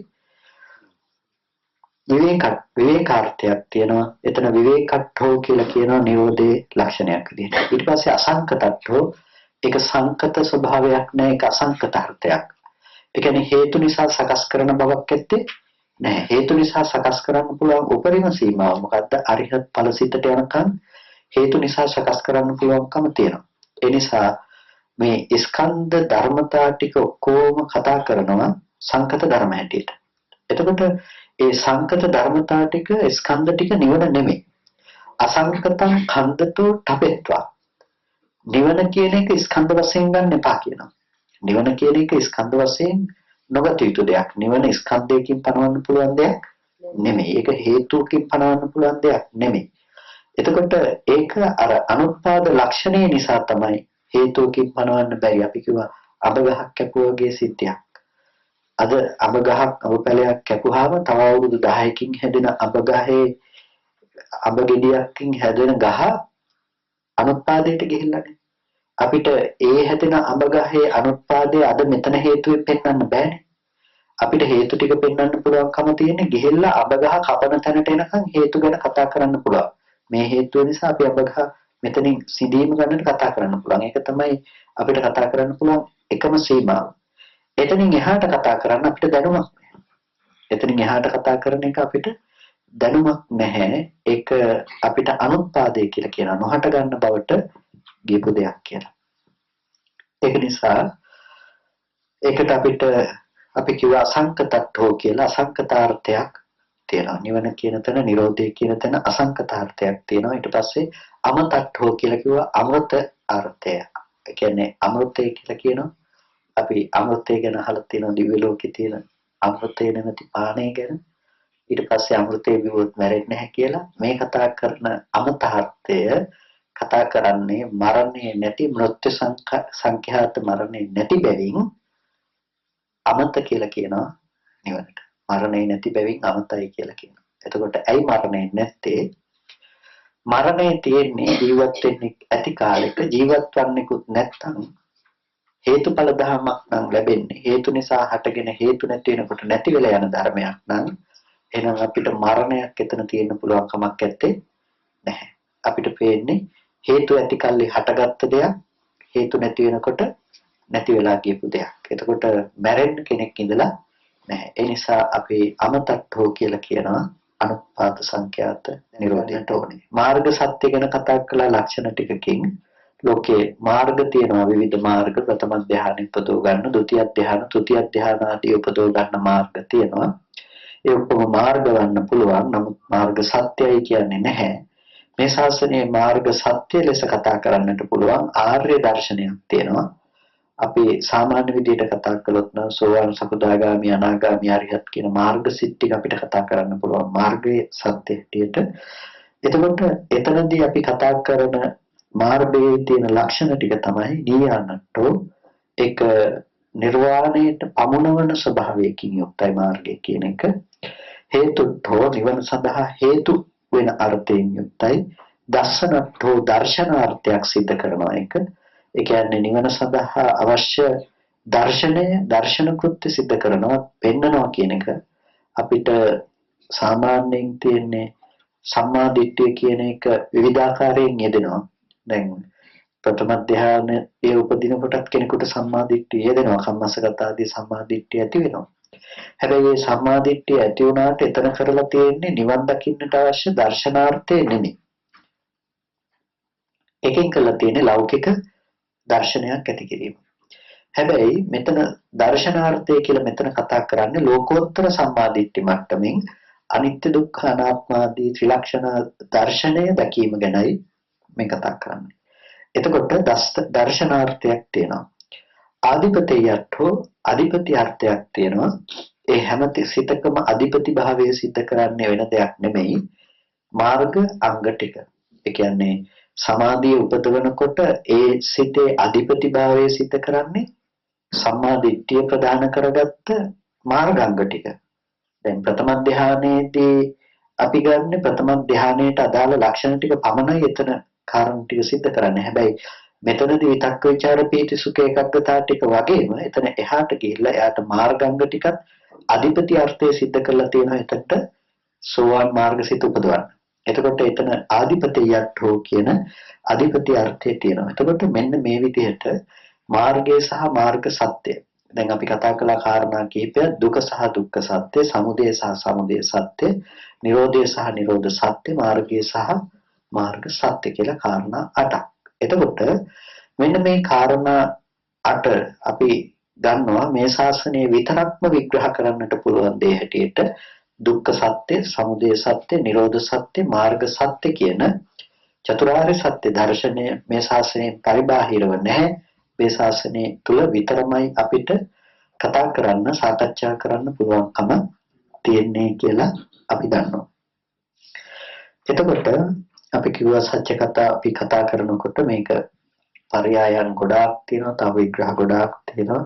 එක් ආකාරයකින් කොහොමද චතුරාර්ය සත්‍ය එක් ආකාරයකින් අපි කොහොමද මේ ප්‍රතිවේද කරන්නේ මේ විදිහට මේ එක එක විදිහට මේ ගැන කතා කරනවා. අපි ඒ සියල්ලම කතා කළේ නැහැ. මොකද ඒ ටික කතා කරන්න ගියොත් අපිට ලොකු කාලයක් වැය වෙන නිසාම ඒ නිසා අපි කල්පනා කළා එතනින් එහාට ගිහිල්ලා අර සත්‍ය පිළිබඳව කතා කරන්නට සත්‍ය පිළිබඳව සත්‍ය කියන කාරණේ පිළිබඳව අපි කතා කළා. කතිහාකාරයේහි සත්‍යං සත්‍ය කියන්නේ මොකද්ද? කොයි ආකාරයෙන්ද සත්‍ය බවට පත් වෙන්නේ? ඒසනට්ඨේන පරිග්ඝහට්ඨේන පටිවේදට්ඨේන කියන අර්ථ තුනකින් අපි මේ පිළිබඳව කතා කළා. එතකොට ඒසනට්ඨේන කියලා අපි කතා කළා. ඒසන කියලා කියනවා හෙවීමට, සොයනවා කියන එකට. එදා කාලේදී ඒසන කියන එක ගෝ ඒසන, අද කාලේ ගවේෂණ වෙලා තියෙනවා කියලා අපි කිව්වා. ටිෂු එකක් පොඩ්ඩක්.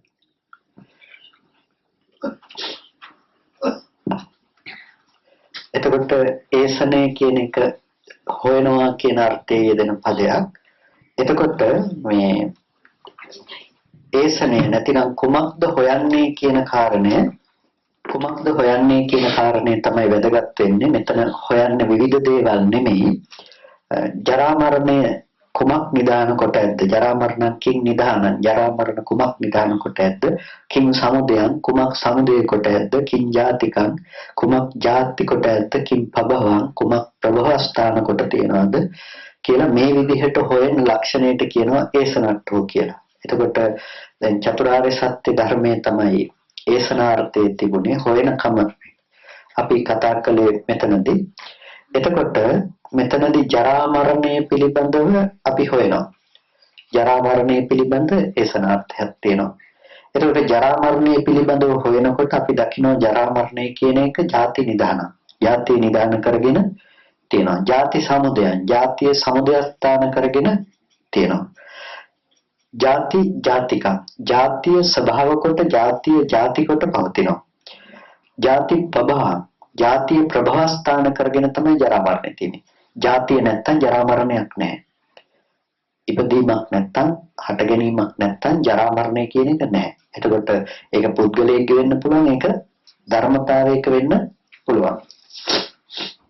එතකොට අපිට පේනවා ඒකට අපි කිව්වා ඒ හොයන ගතියට කිව්ව මොකක් කියලාද? හොයන ගතියට ඒසනට්ඨ කියලා. එතකොට හොයන ගතියට ඒසනට්ඨ කියලා කිව්වා. ඊට පස්සේ ඒ පිළිබඳව හොයලා අපි දැනගන්න කමට කිව්වා පරිග්‍රහාර්ථය කියලා. පරිග්‍රහට්ඨ. එතකොට පරිග්‍රහණය කරන අර්ථයෙන් අපි දැනගත්තා මොකක් කියලාද? ජරා මරණයන්ට හේතුව භවය කියලා පරිග්‍රහණ අර්ථයෙන් දැනගත්තා. ඊට පස්සේ තව ලක්ෂණයක් අපි කතා කළා. මොකද්ද? පටිවේදට්ඨෝ, ප්‍රතිවේද කරනවා අපි ඒක. ප්‍රතිවේද කරනවා කියලා කියන්නේ මොකක්ද? ප්‍රතිවේදය ජරා මරණම් පජානාති. ජරා මරණය දන්නවා, ජරා මරණ සමුදය දන්නවා, ජරා මරණ නිරෝධය දන්නවා, ජරා මරණ නිරෝධගාමිනී ප්‍රතිපදාව දන්නවා. අන්න එයා ප්‍රතිවේද කළා.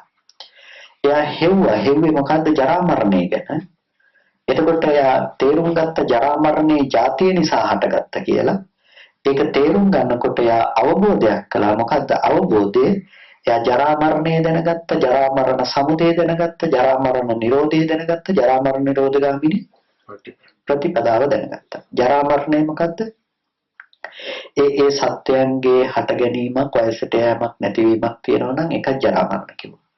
ඒ හටගත්ත ධර්මයන්ගේ වෙනස් වීමක්, විපරිණාමයක්, නැති වෙන යන ස්වභාවයක් තියෙනවා නම් ඒකත් අපි කිව්වා ජරා මරණ ධර්මතාවයක් කියලා. ඒක අරක ජරා මරණ දුකෙන් කතා කරනකොට මේක ජරා මරණ ධර්මතාවය. අරක දුක් වේදනාවෙන් කතා කරනකොට මේක දුක්ඛ සත්‍ය කියන තැනින් කතා කරනවා. ඒ ධර්මයන්ගේ වෙනස් වෙලා යන, නැති වෙලා යන ස්වභාවය. ඊට පස්සේ ජරා මරණ සමුදය ගැන කතා කරනකොට අපි දැක්කා ඒ සත්‍යයන්ගේ හට ගැනීම නිසා දුක උපදිනවා. අම්මා තාත්තා දරුවෝ ඒ සත්‍යයන්ගේ හට ගැනීම නිසා දුක උපදිනවා, ජරා මරණ දුක. එතකොට සත්‍ය පැත්තෙන් ගත්තාම අපිට හම්බෙනවා ඒ මේතේසන් ධම්මාන සමුදය නිසා. මේ ධර්මයන්ගේ හට ගැනීම නිසා ඒ ජරා මරණ ධර්මයක් අපිට පේනවා. ධර්මයන්ගේ හට ගැනීම නිසා ධර්මයක්, පුද්ගලයන්ගේ හට ගැනීම නිසා දුකත් අපිට ලබන්න පුළුවන්කම තියෙනවා කියලා අපි දැක්කා. එතකොට අපිට පේනවා එතකොට දැන් ජරා මරණ නිරෝධය කරන්න ඕනේ. ජරා මරණ නිරෝධය කරන්න නම් මොකද්ද කරන්න ඕනේ? ජරා මරණ කියන තැනින් නතර කරන්න බෑ. ජාතිය නැති වෙන්න ඕනේ. හටගන්න ස්වභාවය නැති කරන්න ඕනේ. ඒකට අවශ්‍ය ප්‍රතිපදාව ආර්ය අෂ්ටාංගික මාර්ගයයි කියලා අපි දැක්කා. අපි කිව්වා දැන් ඔය විදිහට පටිච්චසමුප්පාදයේ තියෙන හැම අංගයක් ගානෙම ඔය හතර ආකාරයෙන් අපිට කතා කරන්න ඕනේ. හතර ආකාරයේ විතරක් නෙමෙයි ඊට කලින් ඒසනාර්ථය කතා කළා. ඊට පස්සේ අපි පරිග්‍රහාර්ථය කතා කළා. ප්‍රතිවේදාර්ථය තමයි අපි කතා කළේ හතර ආකාරයකට. එතකොට 4යි 6යි. 6ක් කතා කරනවා. ඊට පස්සේ අපි ಜಾතිය කුමක් නිදාන කොට පවතිනවද කියලා කතා කරනවා. ಜಾතිය කියන එක අපි දන්නවා භවයේ නිදාන කරගෙන පවතින දෙයක් කියලා. අර හතර විදිහටම ඊට පස්සේ 6 ආකාරයටම ಜಾතිය ගැන කතා කරනවා. ඒ විදිහටම අපිට පටිච්චසමුප්පාදයේ තියෙන සියලුම අංග ගැන කතා කරන්න පුළුවන්කම තියෙනවා. අංග 12 පිළිබඳව ඔය 6 ආකාරයට අපිට කතා කරන්න පුළුවන්කම තියෙනවා. එතකොට ඒ එක එක න්‍යායක් අරගෙන අපිට කතා කරන්න පුළුවන් නම් බොහෝ විශාල දහම් පරයයක් කතා කරන්න පුළුවන්.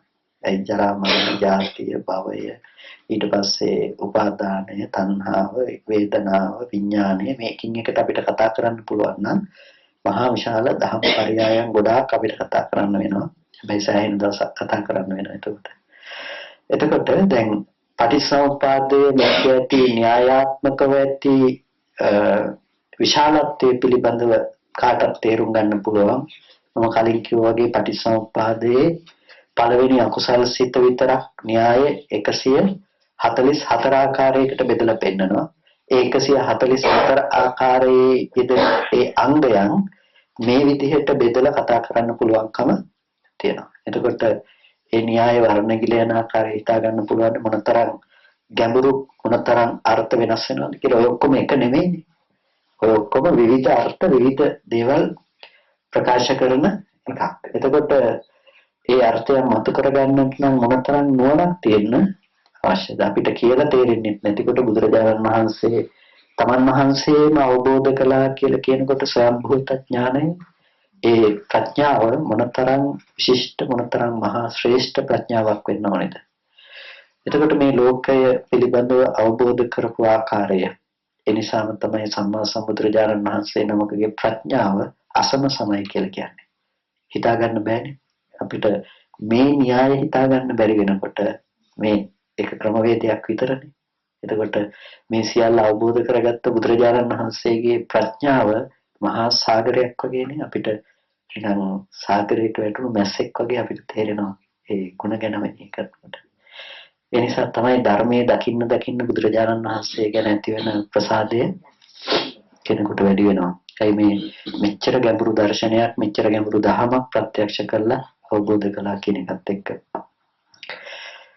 එතකොට ප්‍රධාන වශයෙන් මට මෙතනදී මතක් කරන්නට අවශ්‍ය වෙච්ච කාරණේ බවට පත් උනේ මෙන්න මේ වගේ ඊටාම වැදගත් න්‍යායක් තියෙනවා. අපිට චතුරාර්ය සත්‍ය ධර්මයේ තේරුම් ගැනීමේදී ජරා මරණය දුක්ඛ සත්‍යය, ජාතිය සමුදය සත්‍යය, මේ දෙකේම නිස්සරණය තමයි නිරෝධ සත්‍ය කියලා කියන්නේ. ජරා මරණය නැති කිරීමත් ජාතිය නැති කිරීමත් කියන මේ දෙකේම උබින්නම්පි නිස්සරණ නිරෝධ සත්‍ය, මේ දෙකේම නැති කිරීම නිරෝධය, අනුත්පාදයට ලක් කිරීම. නිරෝධ පජානනා මග්ග සත්‍ය, නිරෝධය පිළිබඳව පවත්නා නුවණ දැනගන්නකම ඒකට කියනවා මාර්ග සත්‍ය කියලා. එතකොට දැන් ඔය හැම අංගයක් ගන්නෙම ඔය හතර යෙදෙනවා. එතකොට පටිච්චසමුප්පාදය අවබෝධ කරන්නේ විසින් කුමක්ද අවබෝධ කරන්නේ? චතුරාර්ය සත්‍ය ධර්මය. චතුරාර්ය සත්‍ය අවබෝධ කරන්නේ විසින් අවබෝධ කරන්නේ කුමක්ද? පටිච්චසමුප්පාදය. එතකොට මේ දෙකක් නෙමෙයි. එතකොට එකම ධර්මතාවයක් එකම න්‍යායක් තමයි අපි නිවැරදිව තේරුම් ගන්න පුළුවන්කම තියෙන්නේ. එතකොට දැන් ඔයගොල්ලන්ට තේරෙන්නේ නැති දුක කියන එකේ තියෙන ගැඹුරු බව. හැම ලක්ෂණයක්ම දුක්ඛ සත්‍ය සංග්‍රහ කරනවා. එතකොට ඒ දුකට වැටෙන දේ සමුදයට වැටෙන හැටිත් ඔයගොල්ලන්ට තේරෙන්නේ නැති. ඒ දුකයි කියලා එක තැනකින් පෙන්වන දේ දුක්ඛ සත්‍ය ඇතුළට සංග්‍රහ කරන දේ සමුදය සත්‍යයට සංග්‍රහ කරන හැටි. එතකොට දැන් පටිච්චසමුප්පාදයෙන් මේ විදිහට සංග්‍රහ කරනකොට දැන් අවිද්‍යාව, සංස්කාරය, ඊට පස්සේ විඥාණය, නාම රූප, සලආයතන, පස්ස, වේදනා මේ ඔක්කොම ඇතුළත් කරලා තියෙනවා කොහෙටද? දුක්ඛ සත්‍යයට. එතකොට පේනවනේ මේ කතා කරන්නේ මේ කයට හෝ මානසිකව දැනෙන දුකක් ගැන නෙමෙයි මේ කතා කරන දුක්ඛ සත්‍ය. මේක අර හේතු ටික නිසාම කතා කරන දුක කියන අර්ථයක් කියන එක තවදුරටත් අපිට පැහැදිලි කරගන්න පුළුවන්කම තියෙනවා. ඉතින් මේ වගේ ඊටාම ගැඹුරු කාරණාවකට අපිට දැස ගන්න පුළුවන්කම තියෙනවා චතුරාර්ය සත්‍ය ධර්මයේ විග්‍රහ කර ගැනීම තුළ. අපිට මේකෙන් ඇතිවිය යුතු නුවණ තමයි අපි විසින් අද කුමක් කළ යුතුද කියන කාරණේ පිළිබඳව දැක්මකුයි අපිට මේකෙන් ගන්නට ඕනේ. උදේ සිහිපත් කළා වගේම අපිට අවශ්‍යයි දැනගන්න මේ මාර්ගයක් වඩනකොට අපි මොන තැන දක්වා ඒක වැඩි යුතුයිද කියන එක. එතකොට අපිට පේනවා දුක්ඛ සත්‍ය නම් පිරිසිඳ දැක්ක යුත්තේ අපිට නිකම්ම මේක දුකයි ආදීනව ගොඩායි ජීවිතේ දුකයි අපි කැමති විදිහට මේව පවතින්නේ නැහැ කියලා අපි හිතන තැනකින් මේක දැනුණා කියලා අපිට මේක අවබෝධ කරලා දුකෙන් මිදෙන්න පුළුවන් කමක් නැහැ. එහෙනම් මේ දුක්ඛ සත්‍ය ගැන අවබෝධ කරනවා නම් යම් කෙනෙක් බලන්න මොනතරම් මට්ටමේ විමුක්තියකට යාගේ හිත පත්වන්නට ඕනද කියලා ස්කන්ධයන්ගේ ක්ෂණයක් ක්ෂණයක් පාසා හටගෙන නිරුද්ධ වෙන මේ ධර්මතාවයේ පිළිබඳව යාට අනිවාර්යයෙන්ම නුවණක් ඇති විය යුතුව පවතිනවා. එහෙනම් අපේ උත්සාහය විය යුත්තේ ඒ ඉලක්කයට යන්න. ඒ ඉලක්කයට යන්න තමයි අපිට ප්‍රතිපදාව නැතිනම් මාර්ගය සකසාගත යුතු වෙන්නේ. අපිට බෑ ඵලය මාර්ගයට ගන්න බෑනේ. ස්කන්ධ නිරෝධය කියන එක තමයි අපි සාක්ෂාත් කළ යුතු වෙන්නේ. ස්කන්ධයන්ගේ උදේවැය කියන එක තමයි අවබෝධ කළ යුතු වෙන්නේ. උදේවැය දකින්න කෙනා තමයි නිවනටපත් වෙන්නේ. හැබැයි උදේවැය කියන එක අද අපිට සාපේක්ෂව අපිට පේන දෙයක් නෙමෙයි. ඒක අපේ තියෙන මෝඩකමට සාධාරණව ඒක අද බොරුවක් විදිහට තමයි අපිට පේන්නේ. හිතුවොත් යන්තම් අමාරුවෙන් හිතලා ඇත්ත වගේ කියලා නැත්තම් පොඩ්ඩක් අනුලෝමයකටපත් වෙන්න පුළුවන්කම තියෙනවා. නිකන් ඇත්ත වගේ කියලා අදහසක් ගන්න පුළුවන්. ඒ නිසා අපිට තියෙනවා එහෙනම් අපේ හිත ඒ මට්ටමට මොහු කුරා යන්නට අවශ්‍ය ගති ටිකක් ඇති කරගන්න. ඒ මට්ටමට අපේ හිත මොහු කුරා යන්නට අවශ්‍ය ගති ටිකක් විදිහට අපිට අවශ්‍යයි. එහෙනම් එතනින් මෙහාට ඇවිල්ලා අපිට ආපහු ගමන පටන් ගන්න. ඒ කියන්නේ ඔගොල්ලෝ ලන්ඩන් නගරයට යන්න අවශ්‍ය නම් නගරේ යන තැන පිළිබඳව මෙතන ඉඳලා දැනුමක් ඇති කරගෙන ඒ ස්ථානයේ පිළිබඳව හොඳට දැනුවත් වෙලා ඊට පස්සේ ඔයගොල්ලන්ට නැවත සිද්ධ වෙනවා මොකක් කරන්නද මෙතන ඉඳලා දොර ළඟට යන තැන ඉඳලා අපව පටන් ගන්න. ඔයගොල්ලෝ අන්තිමේටම කතා කරලා තියෙන්න පුළුවන් අර ලන්ඩන් නගරය ගැන ඔයගොල්ලෝ කොච්චර අකමැති වුණත් ඔයගොල්ලන්ට ආයෙ පටන් ගන්න වෙන්නේ මෙතන ඉඳලා දොර ළඟට යන තැන. නෑ අපි කතා කළේ නගරේ තියෙන දේවල් ගැන මට එකපාරට එන්න ඕන කියලා හරියන්නේ නැහැ. ඒ වගේ සමහර විට කෙනෙක් මේ විදිහට අපි උදේවැය දර්ශනය ගැන කතා කළාම අද ඉන්න මානසික මට්ටම සාධාරණ කරගන්න හදනවා වැඩුණු නොනැති මානසික මට්ටමට. ඊට පස්සේ නොඑක් තර්ක විතර්ක විතරයි ඉතුරු වෙන්නේ. ඔහොම කියලා හොඳට තියෙයි අම දැක්කොත් අම මතක් වෙන්නේ නැති වෙයි. අර අලිය දැක්කොත් එහෙම අලිය ගහලා වැරෙන්න වෙන්නේ කොහොම ගියොත් කියලා එක ප්‍රශ්න ඊට පස්සේ ඇති වෙනවා. එහෙමනේ. අර කියන්නේ අලිය හිටියොත් එහෙම අලිය ගහලා වැරෙන්න වෙනවා කියලායි. ඔහෙ නෙමෙයි මෙහෙ කියලා මෙහෙ නෙමෙයි සකස් කරන්න කියලා. හොඳට තියෙයි අලිය හිටියොත් අලිය ගහලා වැරෙන්න කියලා. ඒක පොඩි හාමුදුරුවෝ කෙනෙකුත් මගෙන් අහුවා ඒ ප්‍රශ්නේ. සායනස දැන් ඔහොම බල්ලි වෙලලා කුටියට සර්පෙක් ආවොත් එහෙම මොකද කරන්නේ කියලා. සර්පයා සකස් කරගන්නේ මෙහෙ කියනවාද කියලා. ඉතින් අපිට ඵලයේ මානසික මට්ටම මේ පැත්තෙන් දකින්න ගියාම ප්‍රශ්නයක් ඇති වෙනවා. නමුත් ඇත්තටම මේ කතා කරන්නේ සර්පයා පිළිබඳව කතා කරන දැක්මක් නෙමෙයි. මේ කතා කරන්නේ සර්පයා කියලා දැන ගැනීම හෝ සර්පයා විසයි කියලා දැන ගැනීම ගැන කතාවක් නෙමෙයි. ආයතනයන්ගේ රැවටෙන එක පිළිබඳව තියෙන මෝඩකම ගැන ප්‍රශ්නකුයි තියෙන්නේ. ඒ නිසා සර්පයා ඉවත් කරන්න පුළුවන්කම තියෙනවා. ඉවත් කරන්න සර්පයෙක් නැතුව. සර්පයා ඉවත් කරන්න පුළුවන්කම තියෙනවා. ඉවත් කරන්න සර්පයෙක් නැතුව. ඒකින්ද මම කිව්වා සර්පයා කොච්චර කාලයක් ඉඳීද සර්පයා ඉන්නකම් අයින් කරන්න සර්පයෙක් ඉන්නකම් සසරේ කවදා හරි අයින් කරන්න සර්පයෙක් නැති වුණොත් අන්නේ දාට නිවන කියලා. වෙන කියන්නේ දෙයක් නැහැ. එතකොට අපි අයින් කරන්න සර්පයෙක් ඉන්නකම් අපිට සසරේ යන්න පුළුවන්කම තියෙනවා. සර්පයා ඕන තරම් කන්නත් පුළුවන් මැරෙන්නත් පුළුවන්. ඒකෙන් අදහස් කළේ සර්පයා භෞතිකව ඉවත් කිරීම ගැන අදහසක් නෙමෙයි. පේන රූපායතනය තුළ අපි අදහස් කරනවා නම් මෙහි දැනගන්න ලක්ෂණයක් ඊට පස්සේ පේන රූපයක් දෙකම එකයි කියලා හිතනකම තියෙනවා නම් ඒකත් එක්ක පටිඝානුසය හෝ ඇලෙනවා නම් ඇලීම හෝ කොන දෙයක් එන්න පුළුවන්කම අපිට තියෙනවා. හැබැයි සර්පයා නැහැ කියන එකෙන් අදහස් කළේ එළියේ සර්පයා අයින් කරන්න නැතුව ඉන්නවා කියන එක නෙමෙයි. සර්පයා පේන්නේ නැහැ කියන එකත් නෙමෙයි. ඒ දකින්න තැනකදී යථාර්ථවාදී දර්ශනයක් තියෙනවා. ඒ රූපේ වෙනම එකක්, දැනගන්න දේ වෙනම එකක් කියලා. එතකොට දැනගෙන දැන දැකම ඉවත් කරන කටයුත්ත කියයි අපි කියයි රහතන් වහන්සේ සර්පය ඉවත් කළේ කයි කියලා බයට වෙන්නේ නැති කියලා. නෑ බය වෙන්න කෙනෙක් හිටියෙත් නෑ, කන්න සර්පෙක් හිටියෙත් නෑ. ඒ නුවණ ඇතුව තමයි රහතන් වහන්සේ ඒ කටයුත්ත සිද්ධ කළේ. අපි සර්පයක් කයි කියලා බයෙන් ඉවත් කරන තැන රහතන් වහන්සේ බය නැතුව එතන හැසිරিলা තියෙනවා. ඒ කන්න සර්පෙක් හෝ මේ පැත්තේ කන්න කෙනෙක් නොහිටීම නිසා. ඒක කතා කරන්නේ දර්ශනීය පැත්තෙන් මිසක භෞතිකව කාරණයකින් නෙමෙයි. අපි අපේ මෝඩකම ඇතුලේ අපි කතා කරයි රහතන් වහන්සේ සර්පය අයින් කළේ අර කියලා. ඒ විදිහට ගත්තොත් ඇත්ත රහතන් වහන්සේ සර්පය අයින් කරනවා. හැබැයි දර්ශනීය පැත්තෙන් කතා කළොත් සර්පය හම්බෙන දර්ශනයේ ඇතුලේ රහතන් වහන්සේලා නැහැ. සර්පය එළියේ රූපේ ඉන්නවමයි කියලා දකින දර්ශනයේ ඇතුලේ රහතන් වහන්සේලා නැහැ. එතකොට ඒ ඉන්නවා නම් සර්පයට සාපේක්ෂව මම ඉන්නවා නම් මට සාපේක්ෂව සර්පයා කන්න පුළුවන්කමක් තියෙනවා, බය උපදව ගන්න පුළුවන්කමක් තියෙනවා. ඕක අතරමඟින් නතර කරන්න කොහෙත්ම බෑ. එනිසා කරන්න පුළුවන් එකම දේ තමයි අපිට සර්පයන් උපදවා ඉඳීම. සර්පයන් උපදවා ඉන්න අවශ්‍ය දර්ශනයක් තියෙනවා. දර්ශනේ වඩලා අපිට පුළුවන් රූපේහි සර්පේක් නොදකින මට්ටමට මනස ගන්න.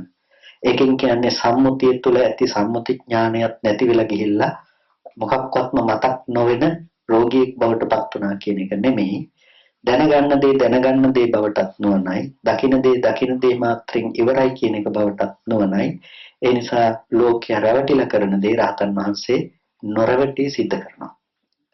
රහතන් වහන්සේ අම්ම නැති වුණොත් එහෙම ඒ බව දැනගන්න බැරි වේද, අම්මා ලෙඩ වුණොත් යන්න බැරි වේද කියලා සමහර අය අහනවා. එතකොට අම්මා ලෙඩ වෙන බව කවදාවත් රහතන් වහන්සේගේ මට්ටමේදී ඇත්තේ නැහැ. හැබැයි අපි කියනවා රහතන් වහන්සේ අර යන්නේ අම්මා ලෙඩ වෙලා බලන්න කියලාත් අපි කියනවා. ඒ කියන්නේ කාරණේ සිද්ධ වෙනවා. හැබැයි ලෙඩවීම අම්මගේ වෙලාවත් අම්මගේ ලෙඩවීමත් රහතන් වහන්සේට ඇත්තේ නැහැ. රහතන් වහන්සේ දකින්න රූපය හටගෙන නිරුද්ධ වෙන බව සහ මේ පැත්තෙන් රූපේට අම්මගේ ලෙඩවීම කියන එක මේ පැත්තේ උපදව ගන්න ආකාරයක් දකිනවා. දැකලා මේ දෙක එකට ගැට ගන්න මෝඩකම නැහැ. ඒක නුවණින් දැකම ලෝකයේ සිද්ධ කළ යුතු කාරණා ටික සිද්ධ කරනවා. නුවණින් දැකම ලෝකෙ සිද්ධ කළ යුතු කාරණා ටික සිද්ධ කරනවා. හැබැයි ඒකෙන් තීරණය වෙන්නේ නැහැ රහතන් වහන්සේත් අපි වගේම මෝඩකම ඇතුළේ ජීවත් වෙනවා කියලා. ඒකට මම කියන්නේ හරියට අම්මා කෙනෙක් දරුවා නලවනවා වගේ කියලා. අම්මා කෙනෙක් දරුවා නලවනකොට අම්මට ජීව විද්‍යා පාඩමක් කියලා දරුවා නලවන්න බෑනේ. දරුවගේ මානසික මට්ටමට ගිහිල්ලා ඕනේ දරුවව නලවන්න. එතකොට සමහර විට අම්මා පොඩි කෙනෙක් විදිහට පොඩි කෙනෙක් වගේ වෙලා තමයි අම්මා නලවන්නේ, දරුවව නලවන්නේ. ඒකෙන් කියන්නේ නැහැ කිසිසේත්ම අම්මා පොඩි කෙනෙක් වුණා කියලා. වැඩිහිටි මානසික මට්ටම මෙතන නැති වෙලා නැහැ. ඒක බොරුවක් කියලා දැනගෙනම ඒ දේ කරනවා. මොකද ඒක ලෝකේ ඒ දරුවගේ දැක්ම නිසා. රහතන් වහන්සේලාත් අන්න ඒ විදිහේ හැසිරීමක් තමයි කරන්නේ. ඒක බොරු බව දැනගෙනම ඒ දේ සිද්ධ කරනවා. අපි කියනවා ඒක ඒ විදිහට වෙනවා කියලා. ඒක හරියට මේ කියන දේ අහගෙන ඉන්න ඔයගොල්ලෝ වගේ. ඒ කියන්නේ දැන් ඔක්කොම අහගෙන ඉන්නේ මම කියන දේනේ. එතකොට ඇත්තටම කියන දේ අහන්න බෑනේ නේද? ඒ කියන්නේ ශබ්දේ කියන දේ ඇහෙනවා. හැබැයි කියන දේ කාටවත් තේරුම් ගන්න බෑ. ඔයගොල්ලෝ තේරුම් ගන්නේ ඔයගොල්ලෝ දන්න සීමාව විතරයි. එතකොට මම මෙහි ඔයගොල්ලෝ අහනවා කියලා හිතලා මම කියනවා වාචී විඤ්ඤාප්ති රූප මෙහි උපදවනවා. මම හිතනවා ඒකලා ඔයගොල්ලෝ අහනවා කියලා. ඔයගොල්ලෝ හිතනවා මම කියනවා කියලා. සමානකම තියෙනකන් මෝඩකම තියෙනකන් ගැටලුවක් නැහැ. හැබැයි මේක පොඩ්ඩක් වෙනස් වුණොත් අපිට පේනවා ඇත්තටම කියන දේ නෙමෙයි ඔයගොල්ලෝ දැනගන්නේ කියලා. ඔයගොල්ලෝ දැනගන්නේ ඔයගොල්ලෝ තේරුම් ගන්න පුළුවන් ටික. එකතු කරගන්න පුළුවන් ටික. ඒ නිසා මම ඇස් විනන කිව්වොත් සමහර විට ඔයගොල්ලෝ දන්නේ මේ මොකක්ද කිව්වේ කියලා. ඒ නිසා බලනවා ඇස් විනන කියන්නේ මොකක්ද කියලා. චක්කු විඥානය කිව්වොත් අන්න දැන් තේරෙනවා ඇස් විනන කියන්නේ චක්කු විඥානයට සිංහලෙන්. එතකොට ඔන්න දැන් දන්නවා චක්කු විඥානය ගැන දන්න ඔක්කොම ටික විස්තර ටික දැනගන්නවා. ඒ ගැන 10 දෙනෙක්ගෙන් අහුවොත් 10 දෙනා උත්තර 10ක් දෙනවා. 10 දෙනා තේරුම් ගන්නේ 10 ආකාරයකට. කියන දේ තේරෙනවා නම් එතනින් ඔක්කොටම තේරුම් ගන්න වෙනවා. නමුත් අපි තේරුම් ගන්න කියන දේ නෙමෙයි කියන දේ අරබය අපි රැස් කරගෙන ඉන්න දේ. හැබැයි ඒ විදිහට රැස් කරගෙන ඉන්න දේ දැනගන්න අපි හිතනවා කියන දේ තමයි තේරුම් ගත්තේ කියලා. අතනත් සිද්ධ වෙන්නේ ඒ මෝඩකම තමයි. එතකොට මෝඩකම සමාන අය අතරේ අපි සමානයින් බවට පත් වෙනවා. එහෙමනේ. අර මේ මාගන්ධිය සූත්‍රයේදී උදාහරණයක් තියෙනවා ලස්සන උදාහරණයක්. අන්ධ මිනිස්සෙකුට කෙනෙක් කියනවා මේ ලෝකේ ඊටාම පිරිසුදුම ලස්සනම වර්ණය සුදු වර්ණය කියලා. සුදු වස්ත්‍රයක් කියලා. එතකොට මෙයාට ආස හිතෙන සුදු වස්ත්‍රයක් පොරවන්න. එතකොට මෙයා කෙනෙකුට කියනවා මට සුදු වස්ත්‍රයක් ඕන කියලා. එයාට කෙනෙක් ගෙනල්ලා දෙනවා මේ තමයි ලස්සනම පිරිසුදුම සුදු වස්ත්‍රය කියලා. හැබැයි එයාට ගෙනල්ලා දෙන්නේ දැලි කුණු පිරිච්ච වස්ත්‍රයක්. එයා දැන් සභාවලට ගිහිල්ලා එයා අනිත් අයට ඉස්සරහට ගිහිල්ලා කියනවා මේ ලෝකේ තියෙන වටිනාම සුදු පාට වස්ත්‍රයක් මගේ ළඟ තියෙනවා මේ බලන්න කියලා කියනවා. ඕක තවත් අන්ධ පිරිසක් ඉස්සරහා කිව්වොත් ගැටලුවක් තියෙනවද? කිසිම ගැටලුවක් නැහැ. ඉතින් ඔක්කොම ආයත්තද කියලා අල්ලලා බලයි. අන්න ඒ වගේ තමයි අපේ ජීවිතේ. ඒ කියන්නේ සමාන අවිද්‍යාව මට්ටමක් නිසා අපි ඔක්කොම ආවෝ තියනව නේද කියලා ඒ දේ හොඳ නරක කතා කරන්න විනිශ්චය කරන්න ඒ දේ රවටෙන්න පුළුවන්කම තියෙනවා. හැබැයි බුදුරජාණන් වහන්සේලා වගේ සත්පුරුෂයන් වහන්සේලා සිද්ධ කළේ මොකද්ද? අර විදිහේ දැලිකුණු පිරිච්ච වස්ත්‍රයක් පරෝගෙන සුදු වස්ත්‍රය කිය හැමතැනම ඇවිදින අපිට කිව්වා ඔක වැරදි කියලා දෙන්න ගියේ ඔක කියන්න බැරි බව දන්නවා. ඒ නිසා ඉස්සෙල්ලම කළා S2 දෙන එක. S2ක් පාදන්න පුළුවන් විදිහට වෙදෙක් ගෙන්නලා බේත් කළා. ඒකේනා S ලැබුවා.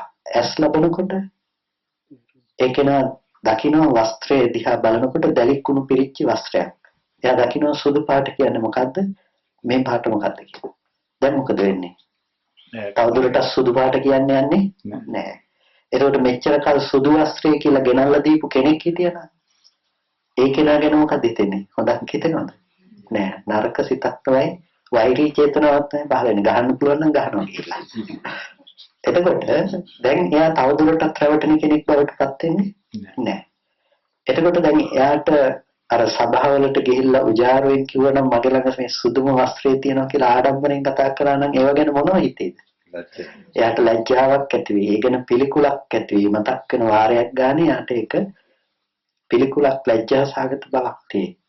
අන්න ඒ වගේ තමයි අපිත් සුදු රෙද්දක් වගේ අපි දැලිකුණු පිරිච්ච වස්ත්‍රයක් තියාගෙන ඉන්නේ. මොකද්ද දැලිකුණු පිරිච්ච වස්ත්‍රය? අපි සංස්කාරයක් ඇත්ත කරගෙන ඉන්නවා. දරුවා, ගෙවල් දොරවල්, යාන වාහන, ලෝකය අපි මේ සංස්කාරයක් පුද්ගල භාවයෙන් නැවත නැවත ඇසුරු කරනවා. අපි කොච්චර කිව්වත් අපි හිතන්නේ නෑ මම දරුවා ගැනම තමයි හිතන්නේ. නෑ මම ගෙදර ගැනම තමයි හිතන්නේ කියලා. අපි දන්නේ නෑ අපි රැස් කරගත්ත සංස්කාරයක් නැවත නැවත අපි සකසනවා කියන්නේ. ඒ ගැනම අපි මෙනෙහි කරනවා කියන්නේ. එතකොට විඥානයේ ස්වභාවය තමයි ඒකම නැවත ගෙනල්ලා දෙනකම. ඒ නිසා අර අහිත කැමැති අපිට අර සුදු රෙද්ද වෙනුවට දැලිකුණු පෙරිච්චි වස්ත්‍රය දීපු කෙනා වගේ තමයි අපේ මනස විඥානය. ඒක නා කරන්නේ මොකද්ද? අර සකස් කරගත්ත දේ දරුවමයි කියලා පෙන්වලා දීලා තියෙනවා. හිතින් ගෙනල්ලා තියෙන ටික ඔක්කොම ගෙදරමයි කියලා පෙන්වලා දීලා තියෙනවා. වටිනා වස්තුමයි කියලා පෙන්වලා දීලා තියෙනවා.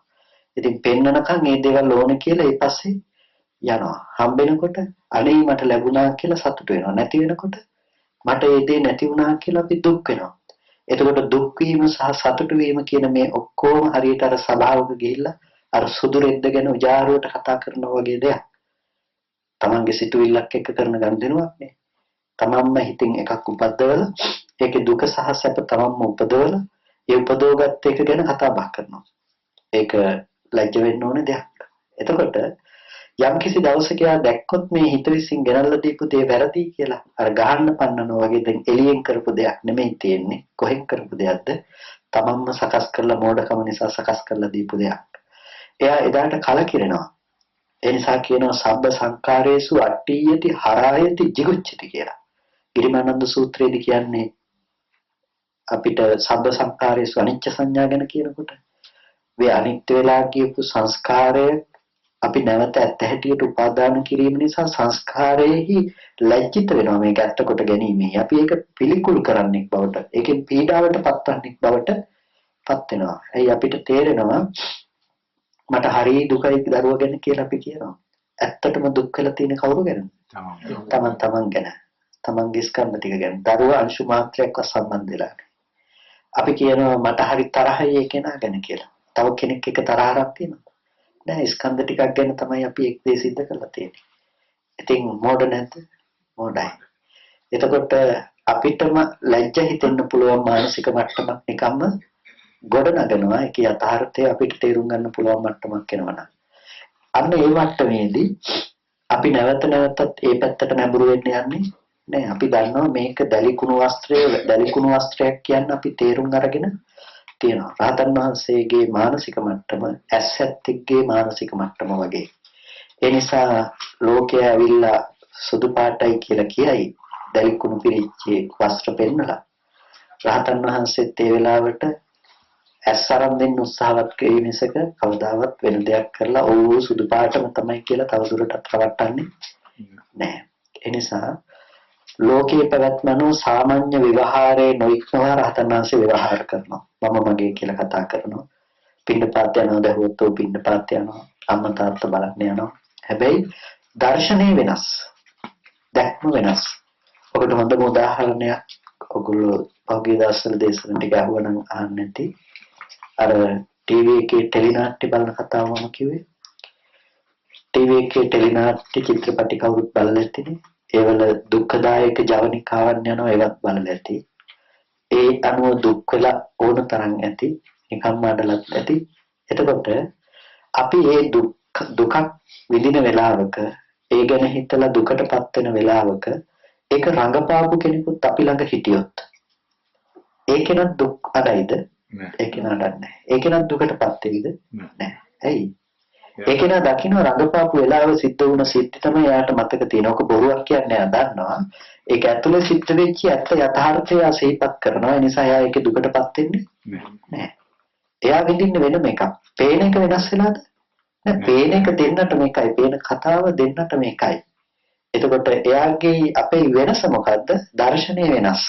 අපි චරිතයස්සට ගිහිල්ලා ආරෝපණය කරගෙන අනුන්ගේ දුක මගේ දුකක් කරගෙන අපි විඳලා තියෙනවා. ඒක නා එතන සිද්ධ වෙච්ච යථාර්ථයේ තේරුම් ගත්ත නිසා දුක නැතුව ජීවත් වෙනවා. ඒක තමයි අපිට එතන තියෙන යථා ස්වභාවයේ බවට පත් වෙන්නේ. ඒ බඳු යථාර්ථයක් තුළ ජීවත් වෙනවා වගේම තමයි මේ ආර්ය දර්ශන භූමියේ සිද්ධ වෙන දේ. පේන දේ එකම දෙයක් වෙන්න පුළුවන්. හැබැයි පේන දේ ගැන පෙන්වන දර්ශනය දෙකක්. චිත්‍රපටියක් කියන්නේ රඟපාල ඉවර දෙයක්. සංස්කරණය කරලා ඉවරයි ඒක. ගොඩනගපු දෙයක්. ඒ වගේම තමයි අද අපිටත් පෙන්වන්නේ රඟපාල ඉවර සංස්කරණය කළ චිත්‍රපටි. පේන රූපායතනේ මේ විදිහට අපි දැනගන්නවා කියන තැනට එනකොට ඒක රඟපාල සංස්කරණය වෙලා ඔක්කොම වෙලා ඉවර දෙයක්. රූපේ දර්ශන මාත්‍රයෙන් ඉවර වෙලා ඒක එතන හටගෙන නිරුද්ධ වෙලා ඊට පස්සේ ඒ ආරම්භය මනෝවිඥාන මට්ටමිනුත් අදහස් එකතු කරලා සංස්කරණය කරලා අපි ලෝකෙ උපදව ගන්නවා. මේ විදිහට තියෙනවා ඊයේ තිබුණා මීට කලින් ඉඳලා තියෙනවා අනාගතයටත් තියෙනවා.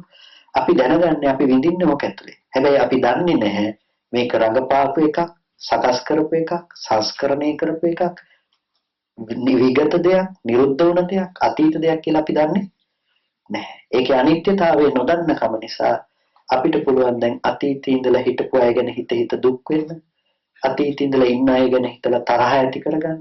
අපි අර චරිත දිහා බලාගෙන, චිත්‍රපටිය දිහා බලාගෙන අඬනවා වැළපෙනවා වගේ දෙයක් ඒක. එතකොට අපි මොඩයිනේ නේද? රහතන් වහන්සේගේ මට්ටමේ රහතන් වහන්සේ එතන අර රඟපාපු කෙනා එතන ඇත්ත ස්වභාවය දැක්කා වගේ එතන ඇත්තටම සිද්ධ වෙන සිද්ධාර්ථය දකින්න ඇහැ රූප ඇතිකල්ලි හටගත්ත දේ ඉතුරු නැතුව නිරුද්ධ වෙන දේ දකින්න. ඊට පස්සේ මනස සහ ධම්මාරම්මන ඇතිකල්ලි හටගත්ත දේ ඉතුරු නැතුව නැති වෙන දේ දකින්න. මේ දෙකම සාක්ෂාත් කරන නිසා රහතන් වහන්සේට දැන් අර දුක උපදින්න පුළුවන් කමක් හේතු නැහැ. හටගත්ත ධර්මයන් ඉතුරු නැතුව නැති වෙන බව පෙනිලා. ඒ නිසා ඒ කිසිම තැනක රැවටෙන්න අවශ්‍ය මුල් නැහැ රහතන් වහන්සේට බීජ නැහැ. ඒ නිසා රහතන් වහන්සේ දුකෙන් මිදුණු කෙනෙක් කියලා අපි කියනවා. එතකොට බලන එකයි පේන එකයි දෙකම එකයි. මේ දෙන්නට ඒ දෙකේ වෙනසක් වෙලා නැහැනේ. හැබැයි මේ පේන දේ දිහා බලන දැක්ම වෙනස්. එතකොට හරි දුක්ඛදායක එකක් නේද කියලා අහුවොත් එහෙම අපි මොකක් උත්තරයක් හම් වෙයිද? අනේ ਉਹ රඟපාපු වෙලාවේ සතුටින් හිටියා කියලා කියන එකක් නෑ. අනේ ਉਹ ඒක තමයි නේද කියලා කියයි එච්චරයි. ඒ වගේ රහතන් වහන්සේත් විපරීත උත්තර දෙන්නේ නැහැ. ලෝකයා අනුව කටයුතු කරනවා. එතකොට මේ කටයුතු කරනකොට අතීතේ නිරුද්ධයි කියලා උත්තර දෙන්න යන්නේ නැහැ. සම්මුතිය සහ පරමාර්ථය පටලව ගන්නෙ නැහැ. නමුත් ඥාන දර්ශනයේ වෙනසක් නැතුව අනවතරයේ ඒ නුවණේ සහ සිහියේ පැවැත්ම සිද්ධ වෙනවාමයි. එතකොට එතන රැවටීම කියන දෙයට ඉඩක් නැහැ. රැවටීම නැත්තම් එතන දුකට ඉඩක් නැහැ. එතකොට අර ස්කන්ධයන්ගේ බර විතරක් තියෙනවා. බාරහවේ පංචස්කන්ධා කියලා කියන්නේ. ස්කන්ධ බරක්. ඒ බර විතරක් තියෙනවා. බාරහාරෝච්ච පුද්ගලෝ. බර අරගෙන යන්නේ පුද්ගලයෙක් කරගෙන අපි. ස්කන්ධ බරක්. ඒ බර අරගෙන යන්නේ සත්පුද්ගල භාවයක් එක්තුල ආරෝපණය කළා. එතකොට බාරාදානං දුක්ඛං ලෝකේ මේ බර ගන්න එක සත්පුද්ගල බවින් ගන්න එක බාරාදානං දුක්ඛං ලෝකේ ඒක සැපක් නෙමෙයි ඒක දුකක්. ඒ බර ගත්ත කෙනාට දුක් ඕන තරම් විඳින්න පුළුවන්. අපි මෙහෙම හිටියට ඊළඟ මොහොත වෙනකොට අඬාගෙන දුවන්න පුළුවන් වෙන විදිහේ දුක් එන්න පුළුවන්. අපි කැමැති ප්‍රියමනාපය අයින් වෙන්න පුළුවන්. මරණය උරුම කරගන්න පුළුවන්. නැති වෙලා යන්න පුළුවන්. අපි හිතාගෙන ඉන්න සියලුම දේ ඊළඟ මොහොත වෙනකොට නැති වෙලා යන්න පුළුවන්. ඕන විදිහේ දුක් එන්න පුළුවන්කම තියෙනවා. ඒ ඔක්කොම තියලා මෙතනින් උඩට ගත්ත හුස්ම ටික යටට දාන්න කලින් මැරලා සතර අපායට යන්න පුළුවන්කම තියෙනවා. ඒක ස්වභාව කොට ඉන්නේ. එතකොට ඒ ස්වභාව කොට ඉන්න අපිට බාර නික්කේපනං සුඛං. ඒ බර බහා තැබීමමයි සැප. ඒ බර බහා තැබීමමයි සැප. ඒ නිසා ඒ සත්පුද්ගල භාවයේ වශයෙන් අපි ගත්ත බර බහා තැබුවට පස්සේ අපි ඒ ගුරු බර බහා තැබ්බ කියලා කියනවා. ඒ කියන්නේ සංඥා මට්ටමින් අපි ඇති කරගත්ත අර විශාල බර බහා තබලා අපි වෙන බරක් ගත්තේ නැහැ. අනුපාදානම පරිනිර්වාණයටපත් වෙනවා. එතකොට අපි සෝපදිශේෂ නිබ්බාන කියලා කියනවා. ස්කන්ධ ටික තියෙනවා. හැබැයි කෙලෙස් නැහැ. යම් කිසි දවසක් එනවා ඇස කන නාසය ආදී ඉන්ද්‍රියත් නැවත නැවත නූපදවන දවසක්. ඒ දවස අපි කියනවා අනුපදිශේෂ පරිනිර්වාණය කියලා. උපදිශේෂයක්වත් නැහැ එදාට. එතකොට රහතන් වහන්සේට සාධාරණව ඒක ශ්‍රේෂ්ඨ දෙයක්. අපි නම් ඊටාම බය වෙන මරණයක්. රහතන් වහන්සේට සාපේක්ෂව ඒ තියෙන බර ටික බහා තබන දවසක්. කාලය අපේක්ෂා කරන කෙනෙක් කියලා කියන්නේ. අපි කාලේ කල් දාගන්න හදන අය. විනාඩියකින් හරි මරණ එක දාගන්න පුළුවන් නම් විනාඩියකින් හරි දාගන්නවා. රහතන් වහන්සේ කාලය අපේක්ෂා කරන කෙනෙක්. ස්කන්ධ ටිකේ කාලය යම් තාක්ද ඒ කාලේ බලාපොරොත්තු වෙමින් ඉන්නවා. මේක පවත්වන එකම දුකක්. එතකොට මෙන්න මේ විදිහේ දර්ශනයක් තමයි අපිට දකින්න පුළුවන්කම තියෙන්නේ. අපි කතා කළේ ප්‍රධාන වශයෙන් චතුරාර්ය සත්‍ය ධර්මයේ. චතුරාර්ය සත්‍ය අවබෝධ කරනකොට අපිට තේරුම් ගිහිල්ලා තියෙන්න ඕනේ සත්පුද්ගල භාවයේ ඉක්මවා යන ඥාන දර්ශනයක්. එතකොට මේ ඥාන දර්ශනය සාක්ෂාත් කිරීම සඳහා අපිට තියෙන මඟක්. ඒ මඟ ගැන තමයි අපි ඊට පස්සේ කතා කළේ. සතර සතිපට්ඨාන විදිහට අපි කතා කරන්න ඕනේ. සතිපට්ඨානයේ හිත වඩන්න ඕනේ. අපි අර ඉන්ද්‍රිය ධර්මතා ටික ගැන කතා කළේ ඒක නිසා. එතකොට මේ දර්ශනය කියලා කියන්නේ ප්‍රඥා ඉන්ද්‍රිය. ප්‍රඥා ඉන්ද්‍රිය විතරක් නෙමෙයි ඉන්ද්‍රිය ධර්මයක් බවට පත් වෙන්නේ. ඒකට අවශ්‍ය තව ඉන්ද්‍රිය තියෙනවා. ඒ ඉන්ද්‍රිය අපි දියුණු කරන්න ඕනේ කියලා අපි කතා කළේ. එතකොට දැන් අපිට කතා කරන්න පුළුවන් සතර සතිපට්ඨාන ආදී සූත්‍රයේ මුල් දැනුම දැන් අපි ළඟ තියෙන නිසා අපිට පුළුවන් ප්‍රතිපදාව පිළිබඳව ඊළඟට පැහැදිලි කරගන්න. ඉතින් දවල් කාලේ මම හිතන් හිටියා ආනාපාන සතිය පිළිබඳව ටිකක් කතා කරන්න කියලා. ආනාපාන සතියේ අටලොස්සු පක්ෂාදී ධර්මයන් පිළිබඳව අපි වෙනම ඉඩක් ලැබුණොත් ඒ ගැන කතා කරමු. අද කාලේ නැති නිසා. මොනවද දැන් ප්‍රශ්න ගැටලු තියෙන්නේ අපිට කතා කරන්න? දැන් ඒකට දැන් ඔය කීපම විස්තරේ අනුව දැන් අපිට රහතන් වහන්සේ කෙනෙක් කියලා පනවන්න බෑ නේද? සම්මතයෙන් පුළුවන්. සම්මතයෙන් පුළුවන්. නමුත් අතන ඉන්නේ රහතන් වහන්සේ කෙනෙක් කියලා එහෙම පැනවීමක් නෑ. රහතන් වහන්සේ වූ පුද්ගලයෙක් ඉන්නවා නම් එතන රහත් බවක් නෑ.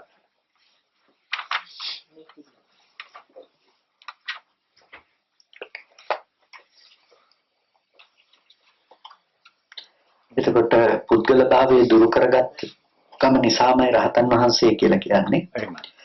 පුද්ගල භාවය ඇති තැන රහත් බව නැහැ. අර අපි කියන්නේ සක්කාය දිට්ඨිය දුරු කරගත්ත තැනම සෝවාන් කියන මිසක සෝවාන් වෙලා සක්කාය දිට්ඨිය දුරු කරන්න එහෙම බෑ. ඒ නිසා සෝවාන් වෙන්න හදන්න එපා සක්කාය දිට්ඨිය දුරු කරගන්න කියලා මම කියන්නේ ඒ නිසා.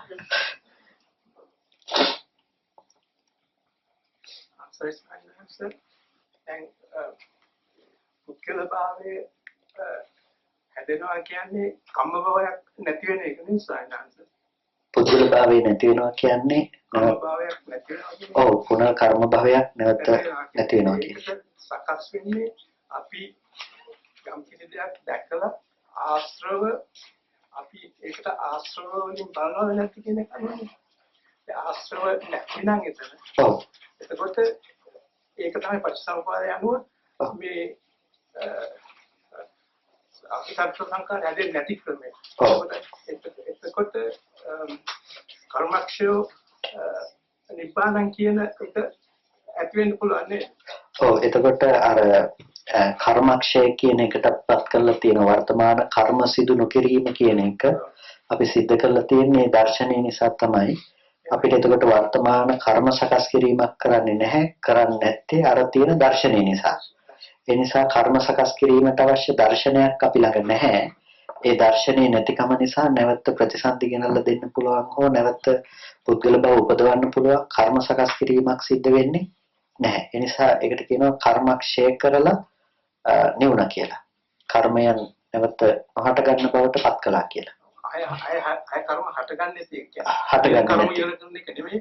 ඔව් එතන ඉඳලා අය කර්ම හටගන්න අවස්ථාවක් ඇති වෙන්නේ නැහැ. මොකද ඒ අපි ළඟ ආශ්‍රව නැත්තම් ඒක ආයෙ සිදු වෙන්නේ නැහැ. ඔව් දැන් අපිට මේ ජීවිතේ ගෙනාපු ප්‍රතිසන්දි කර්ම අපිට විපාක මට්ටමින් එන ටික නතර කරන්න බෑ. එතකොට නමුත් අපිට නැවත ප්‍රතිසන්දි පිණිස යන්න තියෙන සියලුම කර්මයන් අහෝසි කර්ම බවට පත් වෙනවා. දැන් අඟුලිමාල තෙරුන් වහන්සේ සිද්ධ කරගත්ත ගිහි කල සිද්ධ කරගත්ත කර්ම විපාක දෙන්න ගියොත් කොච්චර කාලයක් ලොකු විශාල කර්ම විපාක දෙන්න පුළුවන් වේද? හැබැයි මේ සියලුම කර්මයන්ගේ මිදීම. ඇයි? අද මිදුණා නම් යමකින් ඒ මිදුනේ පෙර කරපු කර්ම වලට තිබුණ හේතු වෙනොත් එක්ක. ඒ කියන්නේ මම මෙහෙම කිව්වොත් රළු විදිහටම අද යම් මිනිසෙක්ගෙන් මිදුණා නම් ඒ අතීතයේදී මරපු සියලුම මිනිසුන්ගෙනුත් මිදීම තමයි සිද්ධ උනේ.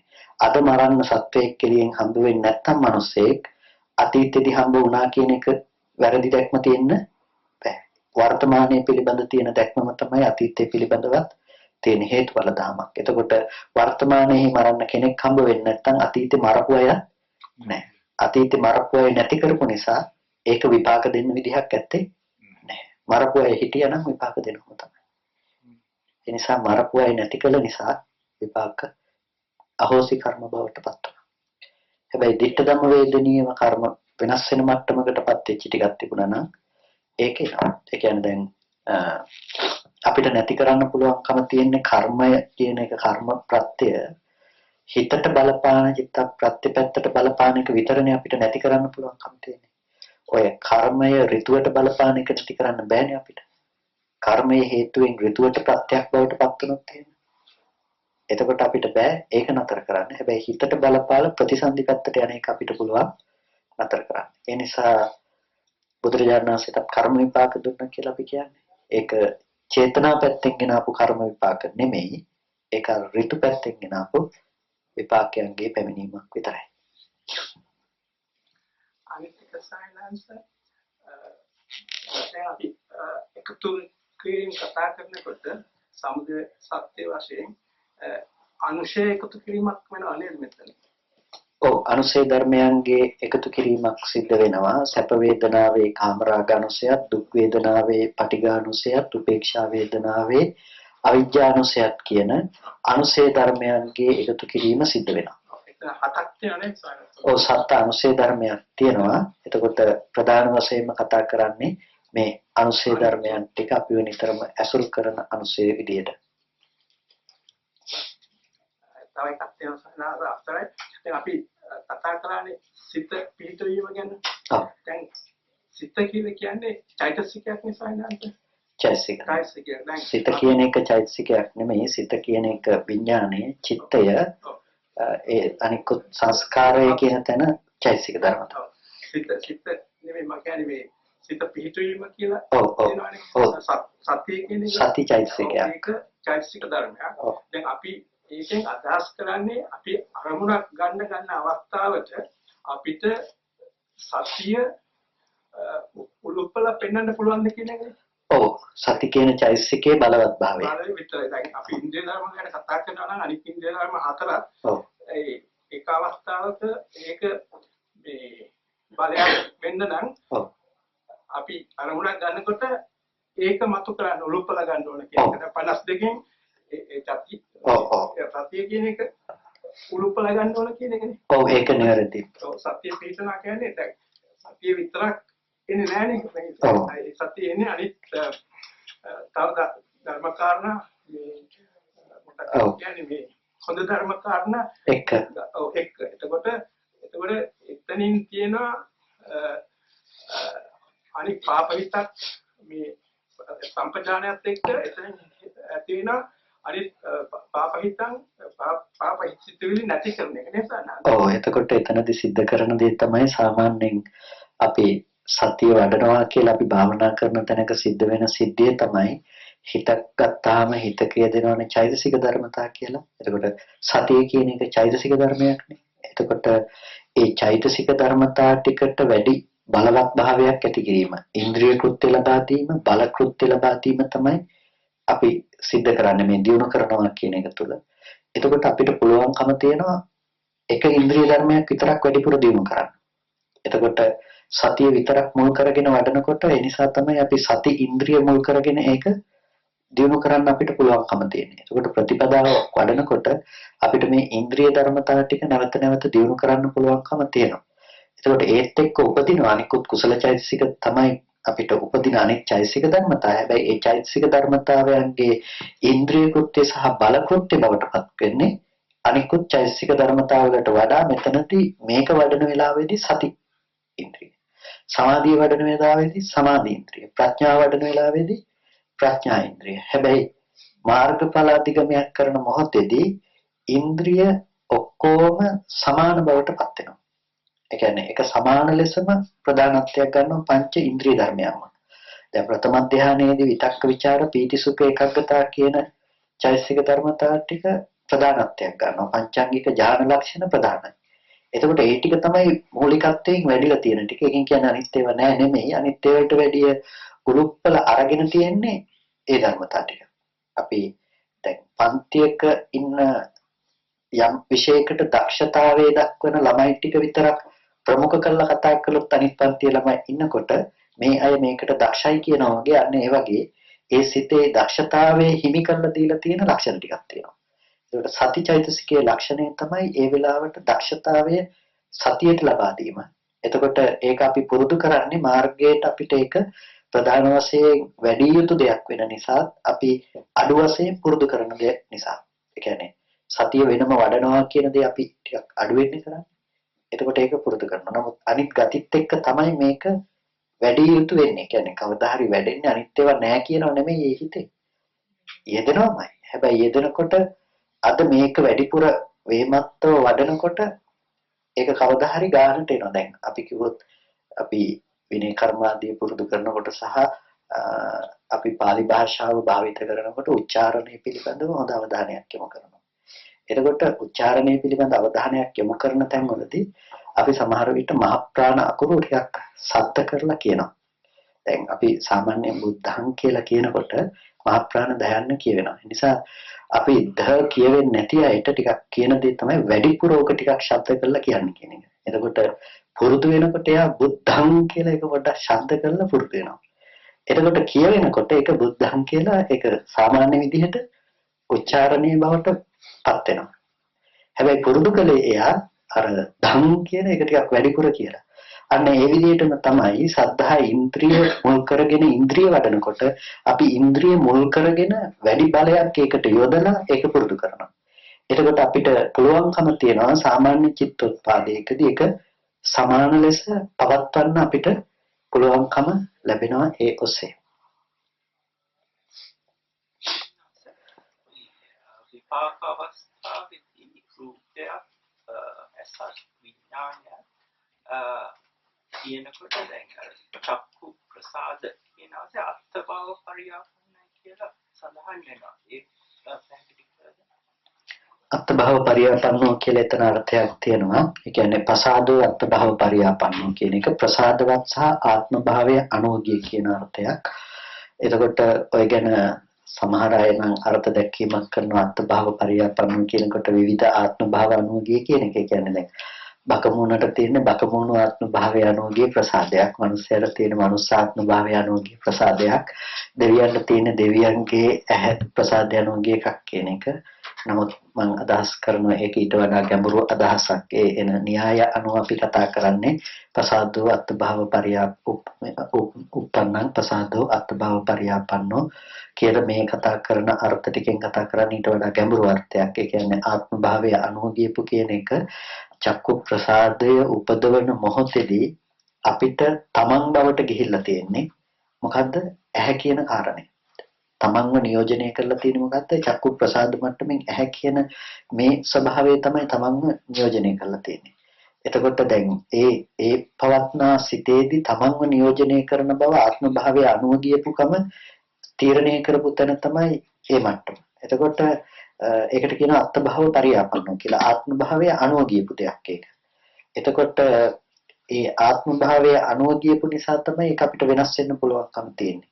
එතකොට ඒ නිසා අත්භව පරියාපන්නෝ කියන එකෙන් ඒ ගැඹුරු අර්ථයක් කියනවා. කන හැදෙන වෙලාවට ඒ කියන්නේ සෝත විඥාන සිත පහළ වෙන වෙලාවේදී ඒ වෙන මොකක්වත් නෙමෙයි තමන් බවට ගිහිල්ලා තියෙන්නේ. කන උපදවන කම තමයි තමන් බවට ගිහිල්ලා තියෙන්නේ. ඇහැ උපදවන කම තමයි තමන් බවට ගිහිල්ලා තියෙන්නේ. ඒ වගේ ස්පර්ශායතන පහේදී අපි ගත්තාම ඒ ස්පර්ශායතන පහම ඒ මොහොතේදී තමන් බවට ගිහිල්ලා තියෙනවා. ඒ මොහොතේදී තමන්ට ඇහැ ඉපදිලා නෙමෙයි. ඇහැ උපදින කමම තමන් බවට ගිහිල්ලා තියෙනවා. කන උපදින කමම තමන් බවට ගිහිල්ලා තියෙනවා. තමන්ට අඩි 5ක 6ක ඇඟක් තියෙන තමන් වෙනම ඉන්නකොට ඇහි පැත්තක ඒ ඇඟේ පැත්තක ඇහැ හැදිලා නෙමෙයි. ඒ සිත හදන මොහොත වෙනකොට සම්පූර්ණම තමන් බවට කියපු බව සිද්ධ වුණේ ඒ ටික. ඒ ධර්මතාව ටික අසුර කරගෙන. ඒ නිසා අත්භව පරියාපන්නෝ කියන ලක්ෂණය ආත්ම භාවය අනුව ගියා කියන එක ඒ අර්ථයෙන් කතා කරන්නේ. එතකොට ආත්ම භාවය අනුව ගියයි කියනකොට අපිට පේනවා තමාව ඒ මොහොතේ හේතු නිසා සකස් වන බවත් ඒ මොහොතේ හටගෙන නිරුද්ධ වුණ බවත්. ඒකට පුද්ගලයේ පරවන්න පුළුවන් කමක් නැත්තේ නැහැ.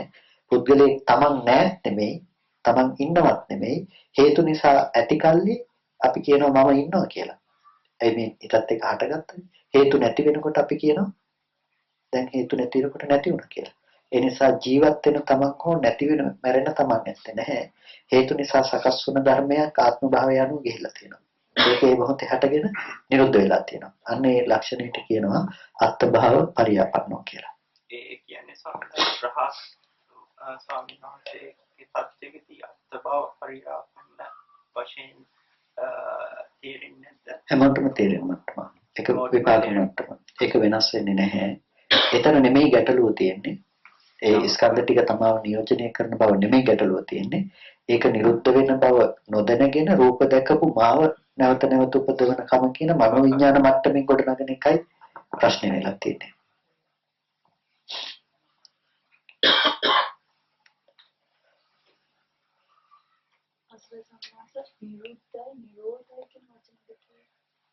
නිරුද්ධයි කියලා කියන්නේ ඒක නැති වෙලා ගියා කියන එක, නිරුද්ධ භාවයටපත් වුණා කියන එක. ඒ නිරුද්ධ වුණ දේම තමයි නිරෝධ කියලා අපි නිරෝධය දෙකක් කියලා කිව්වනේ. එතකොට පළවෙනි කතා කළා අපි ක්ෂණික නිරෝධය කියලා. ඒ නිරුද්ධ වුණා කියන එකම තමයි නිරෝධ කියන එක තුලත් අපි කතා කරන්නේ. ක්ෂණික නිරෝධය කියන එක, නිරුද්ධ වීම කියන එක. එතකොට එකම වචනේ විතරයි වෙනස් වෙලා තියෙන, අර්ථය දෙකම එකම දේ. අපේ සායනාසාරයන් දැන් අපි දෙකට වෙනස් ස්වාමීන් වහන්සේ දේශනා කරපු එකට වඩා අපි දස සංයෝජනක කතා කරනකොට පළවෙනි සංයෝජන තුන ඒ කියන්නේ නැති කරන කියන එකෙන් වෙන්නේ දැන් උපාදානයක් නැතුව කර්මයක් වෙන්නේ නැහැ නේද? නෑ. උපාදානයක් වෙන්න ඕන කර්මයක් වෙන්න. උපාදානයේ පස්සේ භවයක් හැදෙන්න ඕන කර්මයක් වෙන්නේ. ඒකට උපාදානයක් හරි භවයක් හරි දුන්නේ නැත්නම් එතකොට කර්මක්ෂයක් වෙන්නේ සනංශ. තණ්හාව උපාදානයේ සහ භවය. එතකොට දැන් සංයෝජන අතරින්කොට පළවෙනි සංයෝජන තුන නැති වෙන්නේ අත්ථ උපාදාන සහ සීලබ්බත උපාදාන කියන දෙක නැති වෙන හින්දාද? දිට්ඨි උපාදානය. දිට්ඨි උපාදාන සහ දිට්ඨි කියන්නේ කියනවා නෑ කියන එකනේ. සත්‍යවාදයේ සහ සක්කාය දිට්ඨි විචිකිච්ඡා සීලබ්බත පරාමාස කියන මුල් සංයෝජන තුන සෝවාන් මාර්ගයෙන් දුර වෙනවා. එතකොට තියෙන සියලුම දිට්ඨි සහගත විපල්ලාස සහ දිට්ඨි සහගත සියලුම සංයෝජනයන් සෝවාන් මාර්ගයෙන් දුර වෙනවා. ඒ කියන්නේ කාම උපාදානය නැ අනිත් තුන නැතිනවා කියලා සන්නස්සේ. කාම උපාදානයේ කාම රාගයේ දුර වෙන්නේ නැහැ. පටිඝයේ දුර වෙන්නේ නැහැ. රූප රාග අරූප රාග මේ මාන උද්දච්ච අවිජ්ජා කියන මේ සංයෝජනයන් දුර වෙන්නේ නැහැ. සක්කාය දිට්ඨිය දුර වෙනවා. සක්කාය දිට්ඨිය කියලා කියන්නේ සක්කාය සහ සක්කාය දිට්ඨිය අපි කතා කරලා තියෙනවා දෙකක් කියලා. සක්කාය කියන්නේ පංච උපාදානස්කන්ධයන්, සක්කාය දිට්ඨිය කියලා කියන්නේ පංච උපාදානස්කන්ධය පිළිබඳව ඇති කරගත්ත ආත්ම දෘෂ්ටිය. කියන්නේ රූපං අත්තතෝ සමනුපස්සති කියන එක රූපය ආත්මවත් කොට දකිනවා වගේ ඇති කරගත්ත දිට්ඨි සාගත මට්ටම. ඒ දෘෂ්ටිය දුර වෙනවා.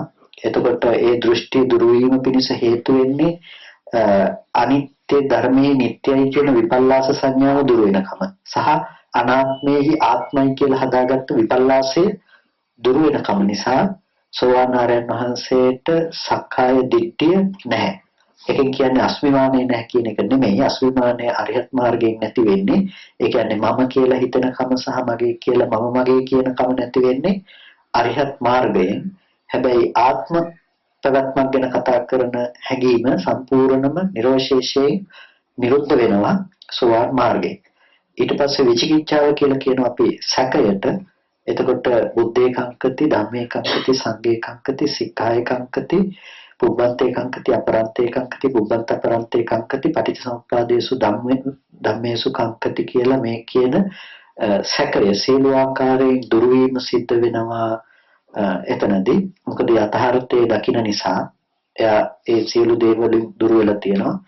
ඒ වගේම සීලබ්බත පරාමාස සීල වෘත පරාමර්ශණය කිරීම කියන කාරණේ අන්‍ය ආගමික මේ ශාසනයෙන් බාහිර වෙන සීල සමාදානාදී සීල වෘත සමාදානාදීන් මිදීම කියන කාරණේ. ඒකවල සීලබ්බත පරාමාස කියන එක බොහොම අපි හිතනවට වඩා ටිකක් ගැඹුරින් කතා කරන දෙයක්. මොකද අපි ඒ සංයෝජනේ දුරු කරලා ඉන්නව නෙමෙයි. සංයෝජනේ අපි ළඟත් තියෙනවා, යන්න පුළුවන්කම අපි ළඟත් තියෙනවා. ඒ නිසා ඒකත් සියුම්ම ඇති වෙන සංයෝජනයක්.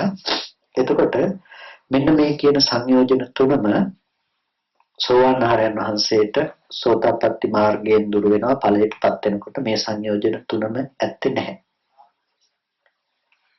ඒ කියන්නේ සරල වශයෙන් අපිට ගන්න බෑ උපාදාන තුනක්ම නැති වෙනවා කියලා. කාම උපාදානය හැරෙන්න.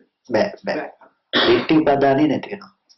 සීලබ්බත උපාදානයත් නැති වෙනවා. අත්වාද උපාදාන නැති වෙන්නේ. අත්වාද උපාදානය කියන එක මේ අර ආත්ම දෘෂ්ටි සහගත මට්ටම සම්පූර්ණයෙන්ම නැති වෙනවා. නමුත් අර සක්කාය කියන මට්ටමින් අපිට ඒක මනින්න බැරි නිසා සක්කාය තියෙනවා.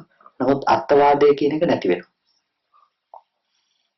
දැන් සමහරවිට මේක මේ විද්‍යාව අනුවත් දැන් මේ දර්ශනය විද්‍යාව අනුවත් ඒගොල්ලන් දැනගෙන තියෙනවා. ඒ කියන්නේ ඒගොල්ලන් දන්නවා දැන් ලෝකේ පවතිනවා කියන දේවල් ඒව වැඩ කරන්නේ නියමනුවනේ. දැන් සත්‍යින්ත වස්තුවක් නියම පහක් අනුව කියන්නේ ඒකට තනියම ඉන්ඩිපෙන්ඩන්ට් මේ වැඩ කරන එකක්. ඊට පස්සේ අනිත් වස්තු නියම තුනක් අනුව වැඩ කරන එකක්. එතකොට මේ දෙක නියම් යන කෝච්චි දෙකක් වගේ. අපි යම් කිසි වස්තුවක් අපි අරමුණක් ගත්තොත් අපි එක නියමයකට කියනවා ඒ වස්තුව තව නියමයකට වැඩ කරනවා. ඒකට යන කෝච්චි දෙකක් වගේ. ඉතින් කිසිම අවස්ථාවක එක කෝච්චියකට සාපේක්ෂව අනිත් කෝච්චිය හිටිනවා කියලා ගන්න බෑ. ඒකයි අපිට කියන්න බෑ එතන වස්තුවක් තියෙනවද නැද්ද කියලා කියන්න බෑ. අර ඒක විද්‍යාවන ඒගොල්ලන් දැනගෙන තියනවා ඒක. ඒ කියන්නේ කොහෙන් ගියත් අන්තිමේටම එන්න වෙන දේ තමයි මම ඔබට කියන්නේ මේ මනෝවිඤ්ඤාණය නැමැති ටැංකිය ඇතුලෙන් එක දශමයක්වත් එළියට ගිහිල්ලා නැහැ කියලා. ඒක ඇතුලේ විතරයි අපි ඉන්නේ කියලා. අපි ලෝක ගැන කතා කරන්න පුළුවන්, විශ්ව ගැන කතා කරන්න පුළුවන්, මේ මගේ වටේ ඉන්න අය ගැන ඉඳලා අපි ගොඩාක් දේවල් ගැන කතා කරන්න පුළුවන්. හැබැයි මනෝවිඤ්ඤාණය කියන ටැංකිය ඇතුලෙන් එක දශම මාත්‍රයක්වත් ගිහිල්ලා නැහැ. අපි නිකන් මේ අර කනෝ කියලා කෑ ගන්නවා විතරයි දුක් විඳිනවා කියලා කියන්නේ ඒකට. නැත්නම් මේ ටැංකිය ඇතුලෙන් එක දශමයක්වත් එළියට ගිහිල්ලා නැහැ. ඒ කියන්නේ අපි දැඩි ආරක්ෂා සහිත කුටීරයක් අස්සේ ඉන්නකොට වීදුරු ගයක් ඇතුලේ හිටියොත් ඒ කියන්නේ කිසිම විදිහකින් කැඩිය නොහැකි. මේ වීදුරුවට ඈත තියලා ගහනකොට අපි ඔකට ළඟ හිටියොත් එකපාර පොඩ්ඩක් පස්සට යනවනේ අපි බය වෙනවනේ. අන්න ඒ වගේ හැම වෙලෙම බයෙන් ජීවත් වෙන විදිහක් තමයි තියෙන්නේ. මනෝවිඤ්ඤාණය නැමැති ටැංකිය ඇතුලේ ඇත්තටම ආරක්ෂා සහිතයි. ආරක්ෂා සහිතයි කියලා කියන්නේ කාටවත් දුකටපත් කරන්න බෑ. මොකද උපදවනවද නැද්ද කියන එක තමාටයි අයිති දෙයක්. ඒක කාටවත් පුළුවන් කමක් නැහැ තමන්ව දුකටපත් කරන්න ලෝකේ කාටවත්ම බෑ. ඒ බැරි බව තියෙනකොට අපි අරහෙන් සිද්ධ වෙන දේවල් දිහා බල මෙහි බය වෙනවා. ඒ කියන්නේ අරහෙ වෙන දේවල් දිහා බල අපි අතුලේ නිකන් දුක උපද්දවන කම විතරයි. ඕක කෙනෙක් තේරුම් ගත්තොත් එහෙම ඔය එළියේ මොන දේ ආවත් මෙහෙට මොකක්වත් වෙන්නේ නැහැ කියන එක තේරුම් ගත්ත කෙනා ඇතුලේ කිසි ප්‍රශ්නයක් නැතුව ඉන්නවා.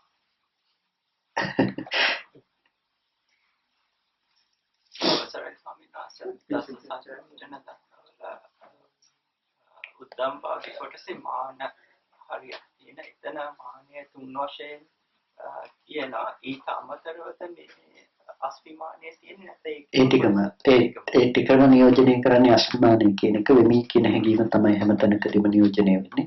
එතකොට ඒ තුන් ආකාරමානයේ නව ආකාරයකින් කතා කරනවා. හීනමාන සේයමාන සදිසමාන කියන එක හීනමාන හීන සේයමාන හීන සදිසමාන ඊට පස්සේ සේයමාන සේය හීනමාන සේය සදිසමාන සේය සේයමාන එතකොට සදිසමාන සදිස සදිසමාන සදිස සේයමාන සදිස හීනමාන කියලා නවාකාරයකින් කතා කරනවා. ඒ ඔක්කොම කොට නැගිලා තියෙන්නේ අස්මිමානය කියන ප්‍රධාන මුලත් එක්ක. එතකොට මම ශ්‍රේෂ්ඨයි කියලා හිතුණත් මම හීනයි කියලා හිතුණත් මම සාමාන්‍ය මධ්‍යස්ථයෙක් කියලා හිතුණත් ඒ ඔක්කොම වෙමි කියන හැඟීමේ ඇති ප්‍රභේද මිසක වෙනත් දේවල් නෙමෙයි. ඒකල වෙමි කියන හැඟීම තියෙන මූලයේ අපිට පේන අතු සහ ප්‍රශාක තමයි ඒ නවාකාරය කියලා කියන්නේ. ඒ කියන්නේ මේ ගහේ තියෙන අපිට යට තියෙන මුල පේන්නේ නැහැ. අස්මිමානය කියන එක මුල නම් අපිට ඒක ප්‍රකට වෙන හැටි තමයි මම හොඳයි මම ශ්‍රේෂ්ඨයි මම සමානයි අනිත් අය වගේ මම නැතිනම් මෙතනදී මම පහත් ඔය විදිහට අපිට ඇති වෙන මම පිළිබඳව ඇති යම් දැක්මක් තියෙනවනම් ඒ ඇති කරගත්ත දැක්ම.